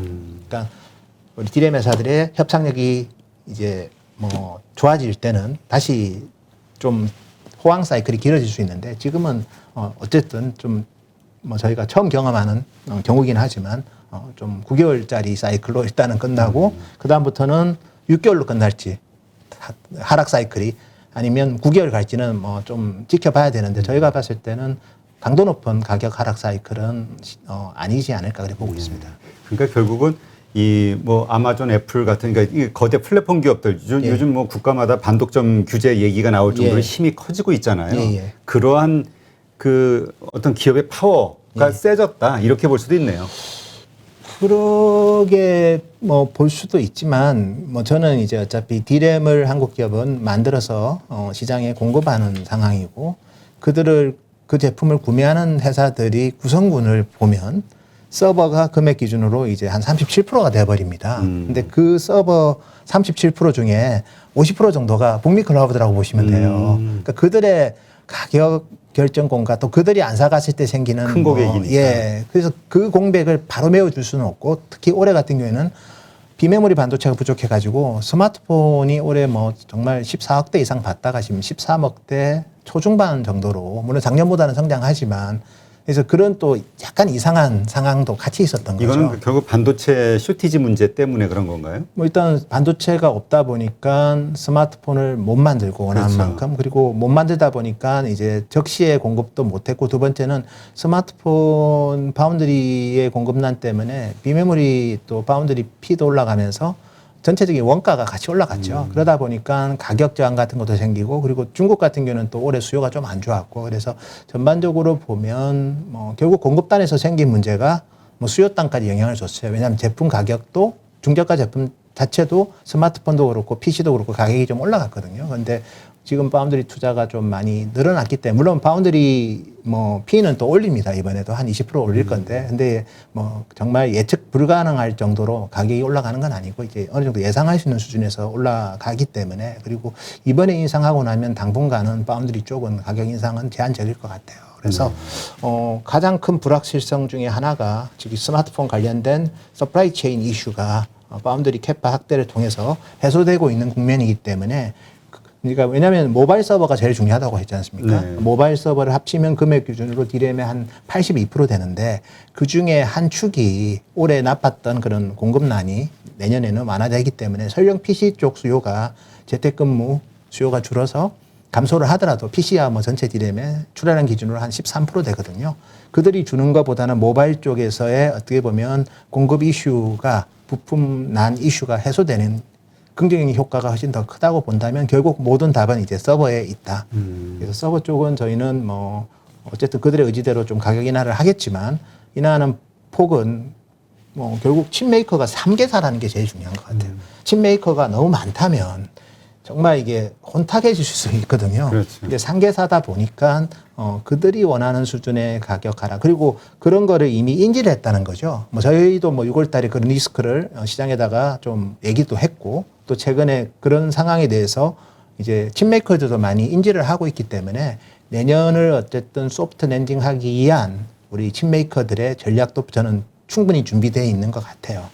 그러니까 지금 이런 얽혀 있는 이런 것들의 가장 근본적인 해결책은 DDR5가 출시되는 그 시점부터가 해결책의 시작이다. 예. 이렇게 보면 될까요? 예. 산업의 수급과 전체적인 산업의 금액 기준 이제 추이는 그게 제일 결정적이고요. 그게 몇 월이죠? 내년? 그게 이제 3월부터 CPU 생산이 들어갑니다. 인텔에. 그리고 4월에 AMD CPU가 생산이 되고 사파이어 래피드 그다음에 제노아라는 칩이 양산이 되고 그리고 D램 같은 경우에는 이제 퀄리피케이션을 해야 되기 때문에 지금부터 만들고는 있어요. 테스트용으로만 쓰고 있는 거죠.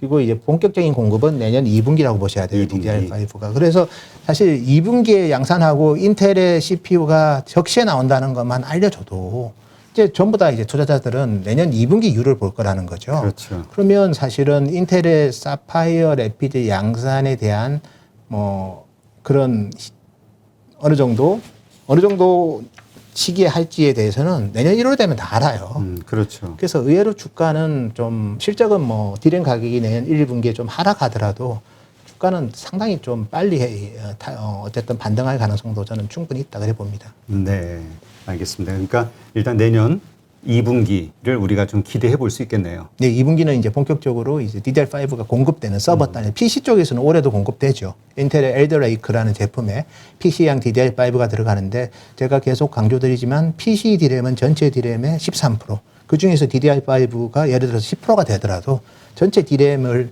있어서 1%밖에 안 됩니다. 이거 가지고 수급이 바뀌지는 않는데 서버는 다르죠. 금액 기준으로 40%라고 보면 10%만 돼도 이게 4%거든요. 상당히 고부가 가치 제품이니까. 예, 그래서 매출액의. 저는 내년 2분기에 양산 될 때까지 다 하긴 하면 또 늦을 수도 있어요. 그래서 주가에 또 관심을 대부분 많이 갖고 있기 때문에 인텔이 스케줄이 뭐 자기 스케줄대로 가는 게 확인되는 시점에 그러니까 그게 뭐 내년 1, 2월 되면 확인이 됩니다. 그렇죠. 예, 그러면 상당히 분위기는 바뀔 수도 있을 것 같아요. 근데 하긴 뭐 CLSA나 그 모건 스탠리 보고서에도 지금은 어렵지만 내년도서부터는 다시 회복할 것으로 예상했었잖아요. 저희도 뭐 타사 보고서를 잘 보지는 않지만 네. 어쨌든 뭐 이 정말 이게 그래서 파운더리가 좋은 것 같아요. 그러니까 예, 이제 쭉 가니까. 근데 이건 너무 사이클이 가뜩이나 과거에도 상대적으로 우리 파운더리랑 비메모리보다 사이클이 짧았는데 클라우드 헤드 때문에 더 짧아져서 저희도 참 좀 리서치 할 때 좀 뭐 약간 애로사항이 있는 거 분명한 것 같아요. 왜냐하면 실적이 좋을 때 주가가 안 가고 실적 나오기 전에 주가가 갔다가 또 실적이 나오면 또 주가가 또 안 가잖아요. 오히려 빠지잖아요. 그래서 근데 결국은 이제 제품 사이클의 그런 이슈였다고 본다면 결국은 이제 삼성하고 하이닉스가 해야 할 목이 분명히 있는 거죠.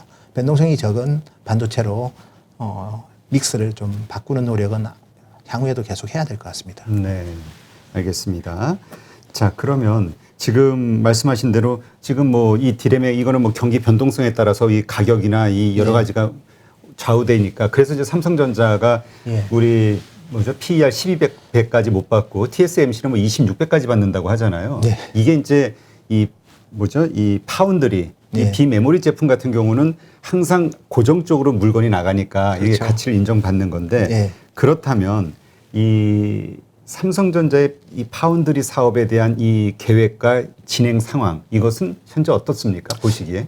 저희는 뭐 삼성 파운드리랑 LSI를 같이 합쳐서 얘기하는 게 좋을 것 같아요. 어차피 삼성 파운드리 고객의 50%는 삼성 LSI입니다. 즉 이미지 센서랑 AP 같은 제품을 파운드리 하고 있기 때문에 그래서 저는 뭐 전에도 방송에 나왔지만 메모리는 저희도 항상 다운턴이 올 수 있기 때문에 이제 메모리는 이제 변동성이 크고 또 그렇지만 삼성한테는 핵심 캐시 카우고 이제 반면에 이제 성장성과 관련된 즉 밸류에이션 멀티플은 파운드리랑 이제 LSI에서 상당 부분 결정한다고 말씀드렸고 파운드리는 게이트 어라운드라는 새로운 공법 그다음에 이제 LSI는 이미지 센서를 좀 강조를 드렸죠. 근데 최근 들어서는 뭐 AP까지도 엑시노스 2200 같은 경우에는 AMD의 GPU가 이제 들어갑니다. 그래서 뭐 상당히 좀 경쟁력이 있는 제품이 될 것 같고 최근에 뭐 2억 개 양산 얘기도 좀 일부 있긴 한데 그래서 저는 삼성이 이제 설계 비즈니스와 생산 비즈니스가 어느 시점에는 삼성 내부적인 설계 비즈니스가 삼성 파운드리에서 차지하는 비중이 줄어들 때가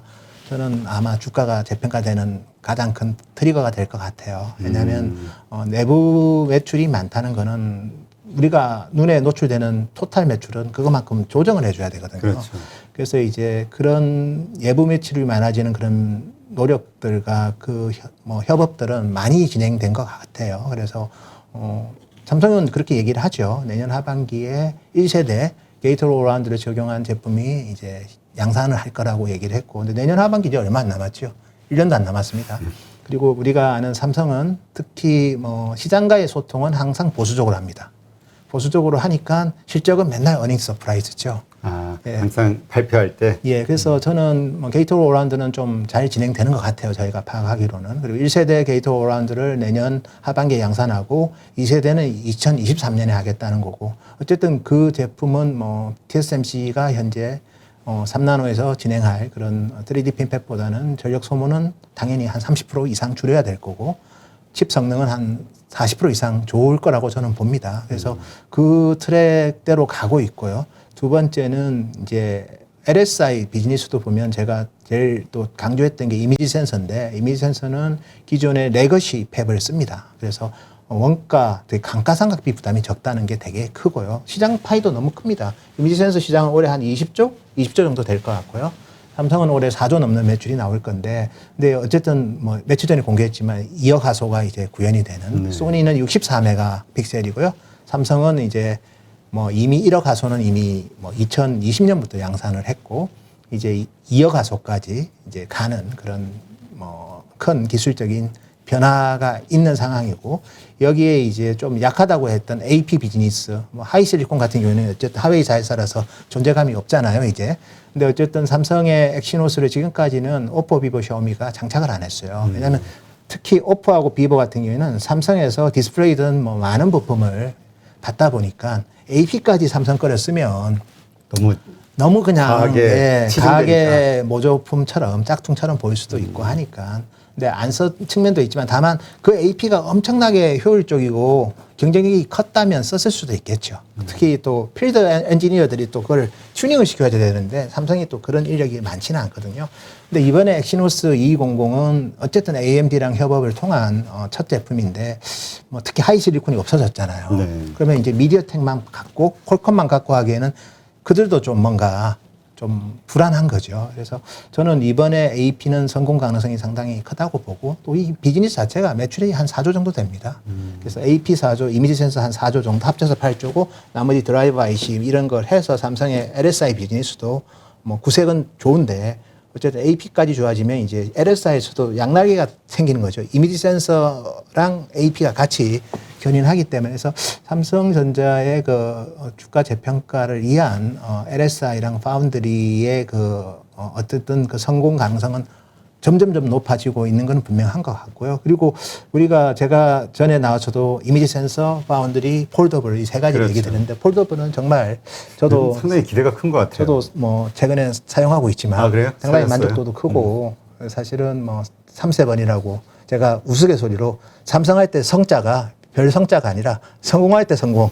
세 번 만에 제대로 된 제품이 S3에서도 그랬고 상당히 좀 좋아요. 그래서 뭐 폴더블 가지고 삼성이 이제 뭐 실적보다도 미래의 성장성을 한 번 더 검증이 되는 것 같고 두 번째는 이 폴더블 제품이 워낙 좋다 보니까 삼성 디스플레이의 거래선이 좀 많이 확대되는 것 같아요. 폴더블 쪽으로도. 그래서 오포, 비보, 샤오미도 지금은 삼성 디스플레이에서 폴더블을 받을 것 같고요.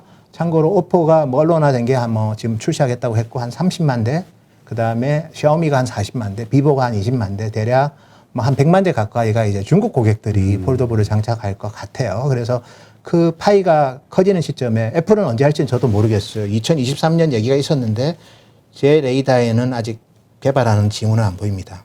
어쨌든 이 폴더블에서도 큰 혁신을 보여줬기 때문에 삼성이 지금까지 해왔던 그런 양산 그리고 개발 이거에 대해서 뭐 물론 바운더리는 좀 다르긴 하죠. 그렇죠. 그렇지만 지나친 의구심으로 과연 쟤들이 잘할까? 디지타임즈에서 계속 나오잖아요. 삼성 헤매고 있다. 근데 그 뉴스가 그런 게 나오니까 헷갈리는 거죠. 근데 항상 컨퍼런스 콜 때 항상 물어봐요. 그래서 가면 이제 삼성에서는 우리 예정대로 잘 되고 있다 얘기하는데 결국은 그건 결과물이 나올 때 판단하는데 근데 다만 지금까지 삼성이 해왔던 3D 낸드 그리고 우리 디램에서의 차별해야 되는 혁신들 그리고 이미지 센서 그리고 폴더블까지 우리가 본다면 삼성이 하는 그 새로운 공법들이 뭐 저는 뭐 의구심을 너무 갖기보다는 가능성의 관점에서 봐도 되지 않을까 보고 있습니다. 네.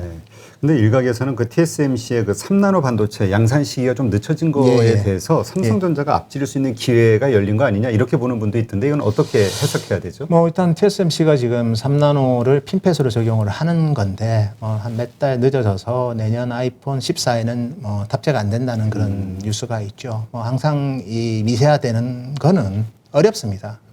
그래서 뭐 디램도 미세화가 잘 안 돼서 EUV도 적용하는 거고 그래서 뭐 결론적으로는 아마 그래도 같은 3D 핀펫이니까 뭐 그렇게 뭐 6개월 이상 늦어질 것 같지는 않고요.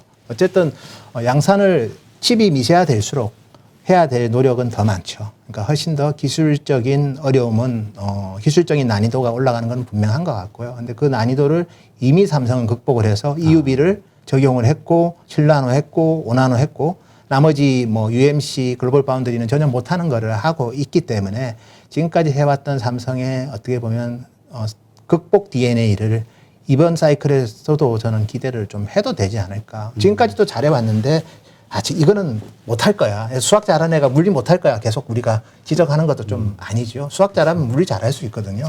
이제까지 전적을 보아하니 예, 화학 잘할 수도 있는 거고요. 그래서 그런 차원에서 그리고 이제 이게 멀다면 주가에 영향이 없어요, 사실은. 근데 내년 하반기 양산이면 이제 확인할 방법이 많습니다.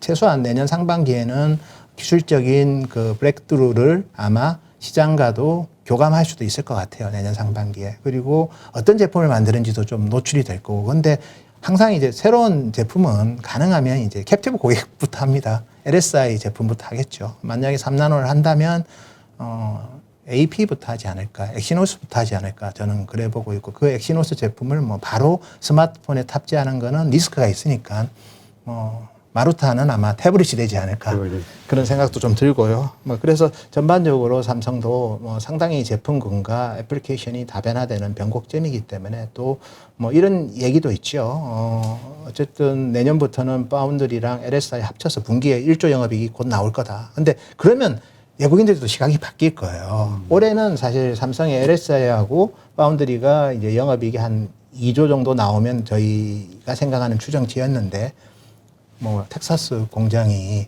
정전 사고가 있었기 때문에 1분기에 적자였고 그러다 보니까 아니 뭐 요란하게 말은 많은데 숫자가 안 나와. 투자는 하는데 예.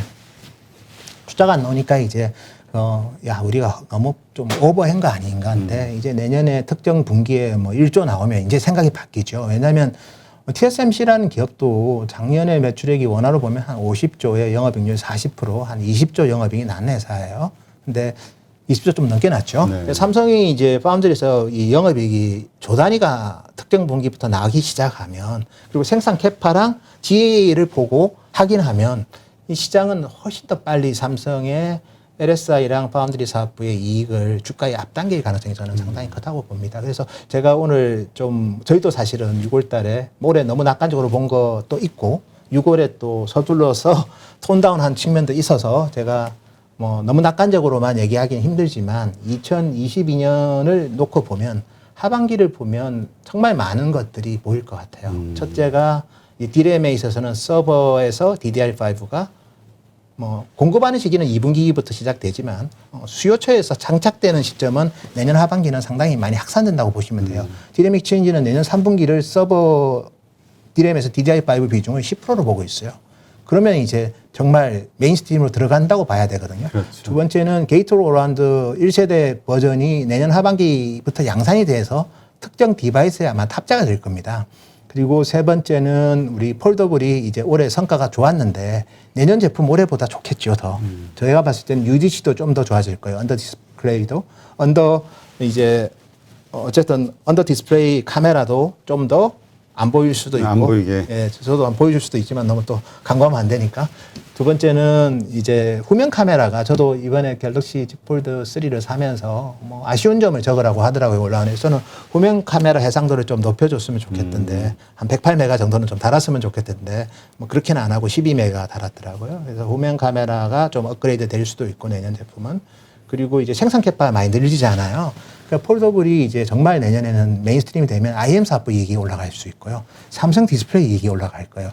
마지막으로 이제 이미지 센서는 정말 지금도 괜찮은데 뭐 훨씬 더 이제 고화소 제품이 늘고 여기에 AP까지도 정말 엑시노스가 이제 AMD와의 그 시너지 효과가 본격적으로 나타날 수 있기 때문에 내년 하반기는 이게 다 모여 있거든요. 근데 저희가 삼성전자 주가에서 알 수 있듯이 실적이 좋을 때는 주가가 안 가거든요. 그렇죠. 실적에 기대감이 있을 때 주가가 왕창 하여튼 의미있게 갑니다. 그런 차원에서 보면 내년 1월부터는 디램 가격 하락을 너무 두려워할 이유도 없고 정말 소프트 랜딩하게 뭐 별로 하락 안 한다. 그래서 한 7, 8% 하락하고 끝난다 1분기에.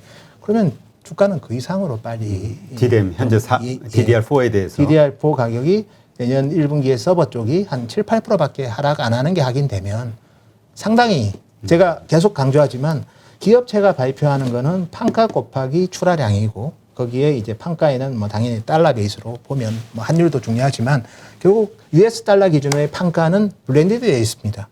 그래서 DRAM의 ASP를 구성하는 여러 품목이 있지만 서버 DRAM만 놓고 보면 DDR5 ASP랑 DDR4 ASP가 있을 거예요. DDR4 ASP가 하락하지만 DDR5 비중이 높아지면서 50% 비싸니까. 그렇죠. 50% 비싸. 예, 그래서 결국 블렌디드 ASP가 올라가는 효과들도 내년 하반기는 기대할 수 있기 때문에 정말 저는 뭐 물론 뭐 내년 1월 너무 먼 거 아니냐. 그렇게 얘기하면 제가 할 말은 없어요. 오늘. 무슨 9월에 와서 1월을 얘기하면 제가 할 말은 없는데 어쨌든 좀 삼성전자를 장기적인 좀 비전을 보고 투자하는 투자자라면 뭐 내년 1월 별로 멀지 않습니다. 예, 그런 차원에서 좀 말씀드리겠습니다. 네. 근데 지금 뭐 이번에 이런 상황 때문에 그 모건 스탠리에서 목표 가격을 확 낮췄잖아요. 네. 뭐 하이닉스 같은 경우는 진짜 말도 안 되게 낮췄는데 네. 하여튼 그래서 이제 많이 급락을 했단 말이죠. 네. 지금의 주가가 이런 악재들이 다 반영이 됐다 하더라도 싸다고 보시나요? 아니면은 적정한 상황이라고 보시나요? 제가 하이닉스가 이제 순수하게 메모리 반도체 회사니까 하이닉스 예를 들면 이제 10만 원 가면 내년도 기준으로 이제 북밸류 한 배거든요. 그래서 우리가 항상 이제 북밸류 메모리 반도체 산업은 그런 것 같아요. 호황일 때 PBR 2배 받고요. 불황일 때 한 배 받은 것 같아요. 아마 불황인가? 정말 한번 나빠지면 한 1년 이상 나빠지는 그런 불황일 건가? DDR5가 있어서 그렇게 1년 이상 나빠지지는 않을 것 같거든요. 그렇게 본다면 불황도 아닌데 한 배면 무지 저렴한 거죠. 삼성전자는 단순하게 이제 디램만 가지고 얘기하기는 힘들고 그렇죠. 다양한 사업부가 있으니까. 근데 삼성전자가 지금까지 받아왔던 마이크론 하이닉스 대비 PBR 할증을 감안해 보면 PBR 1.5배는 상당히 저는 괜찮은 가격대인 것 같고 그러면 7만 원 초중반 대에서는 충분히 괜찮은 가격대 아닌가 보고 있습니다. 여기다가 이제 저점을 높일 만한 그런 이유들이 많이 생겼죠. 폴더블도 나왔고 나머지 제품들은 이제 시간을 두고 점검을 해야 되고 그다음에 이제 또 분기 실적이 또 중요한 게 또 분기 실적이 좋으면 뭐 당연히 주저하는 정책도 더하지만 북밸류가 올라가잖아요. 그렇죠. 이번 3분기 같은 경우는 특히 원화가 또 생각보다 약했기 때문에 특히 이제 9월 달이니까 이제 3분기 실적이 안 중요하지만 그래도 못 나오는 것보다는 낫습니다. 수출은 잘 됐다면서요? 예, 뭐 저희가 봤을 때는 뭐 실적은 생각보다 양호할 것 같아요. 그래서 전반적으로는 뭐 북밸류가 마켓이 예상하는 것보다 좀 더 올라갈 수 있는 그런 포텐셜도 있기 때문에 현재 주가는 저희가 보더라도 과거의 그 밸류에이션의 역사적 밸류에이션 그리고 현재 조금 변화 요인들을 감안해 본다면 충분히 저평가된 상태라고 저는 말씀드릴 수 있을 것 같습니다. 지금 6월 달에 약간 그 목표 주가를 조정하셨다고 했는데 예. 지금 이제 이런 상황이 됐잖아요. 목표 예. 주가가 또 변동되는 게 있나요? 하우스에서? 저희는 뭐 어차피 그거는 뭐 미리 말씀드리기엔 좀 컴플 아직 이슈가 안 있어서 나왔으니까. 제가 어렵고 어쨌든 뭐 정말 이제 밸류에이션을 우리가 결정하는 요인들이 여러 가지가 있지 않습니까? 지표가 되는 주당 지표를 어떤 수치를 쓸지 올해 실적을 쓸지 내년 실적을 쓸지 뭐 그런 거에 따라서 변화할 수도 있는 거고 아니면 EPS가 변하거나 BPS가 변할 수가 있거든요. 그런 차원에서 본다면 향후에 그런 변동성은 항상 있겠죠. 네. 지금 그 이번에 240조 투자 발표가 있었잖아요. 예, 예. 기관 투자가로서 또 그 이제 전문적인 반도체 애널리스트로서 어떻게 평가하세요? 그걸 되게 긍정적으로 보는 분도 있고 매년 뭐 어차피 올해도 뭐 70여 조 투자하는데 그 뭐 크게 뭐 늘어난 게 있나? 이렇게 보시는 분도 있더라고요. 이렇게 말씀드릴게요. 삼성전자가 올해 설비 투자를 한 47조 할 겁니다. 곱하기 3년 하면 130조죠. R&D가 올해 한 21조예요. 곱하기 3 하면 63조 합치면 한 190조 됩니다. 여기에 M&A 하나만 해봐도 삼성그룹이니까 240조가 그렇죠. 삼성전자만 뭐 그래도 한 230조가 되는 거예요. 그래서 사실은 아까 뭐 약간은 뭐 크게 별거 있냐 경상적인 투자 곱하기 3 한 거 아니냐 그렇게 얘기하는 시각도 맞을 수 있습니다. 다만 올해 설비 투자는 상당히 많은 수준이에요. 올해 한 47조 정도 하면 상당히 많은 수준이 유지된다는 겁니다. 그러면 삼성은 메모리 반도체에서는 점유율을 유지하는 게 목표지 높일 목표는 없는 것 같아요. 어차피 이미 1등 기업이고 여기서 굳이 무리해서까지 MS를 높이는 건 아니라고 보면 상당한 설비 투자는 이제 바운드리에 집행된다고 봐야 되는데 바운드리라는 건 그렇습니다. 고객이 없는데 투자하면 팔 데가 없어요. 그렇죠. 메모리는 고객이 없으면 헐값에 팔면 팔립니다. 네, 커머더티 제품이기 때문에. 근데 파운드리는 AP 같은 거를 아무도 안 사는데 땅에 묻는 거 말고는 할 게 없어요. 근데 그 정도로 설비 투자를 한다면 그거는 이제 기술적인 혁신을 했다고 보는 거예요, 내부적으로는.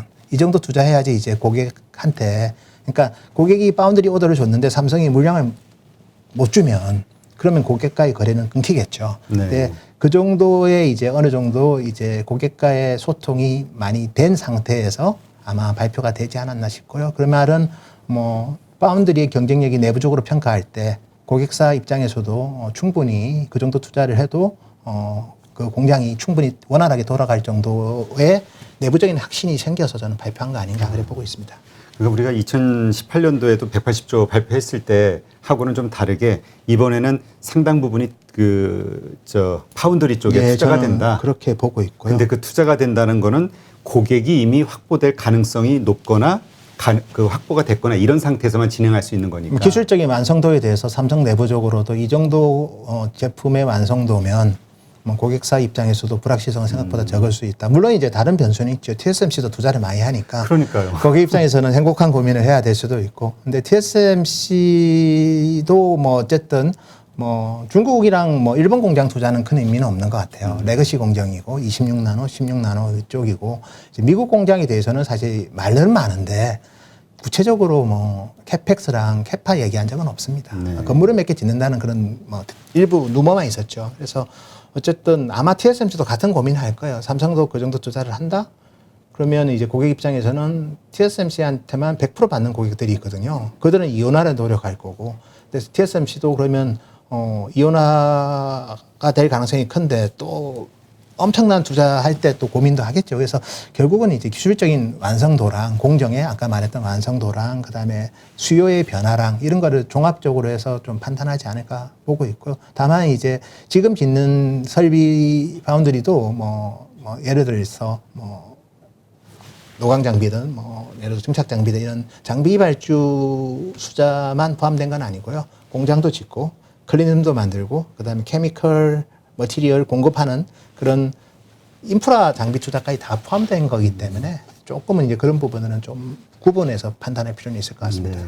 아니 다음 일정 때문에 빨리 끝내드려야 되는데 자꾸 질문이 생겨가지고 요거 딱 두 개만 질문드릴게요. 예. 간단하게 설명해 주시면 하나는 TSMC에서 자동차 반도체 뭐 20% 가격 인상했다는 뉴스가 나왔었잖아요. 예. 그게 이제 결국은 전체 반도체로 전이가 되면서 삼성전자나 하이닉스의 반도체 가격에도 좀 도움되지 않을까 이런 기대가 일각이 있거든요. 예. 이건 어떻게 해석해야 되죠? 파운드리는 당연히 도움되고요. 파운드리 삼성은 뭐 파운드리 비즈니스 올해 한 15조 정도 할 건데 당연히 같이 인상할 거고 SK 하이닉스 시스템 IC도 뭐 8인치가 중심이긴 하지만 같이 8인치도 SK 시스템 IC 영업이익률이 되게 좋아요. 그러니까 삼성 파운드리보다 좋은 것 같아요. 왜냐하면 8인치는 감가상각이었거든요.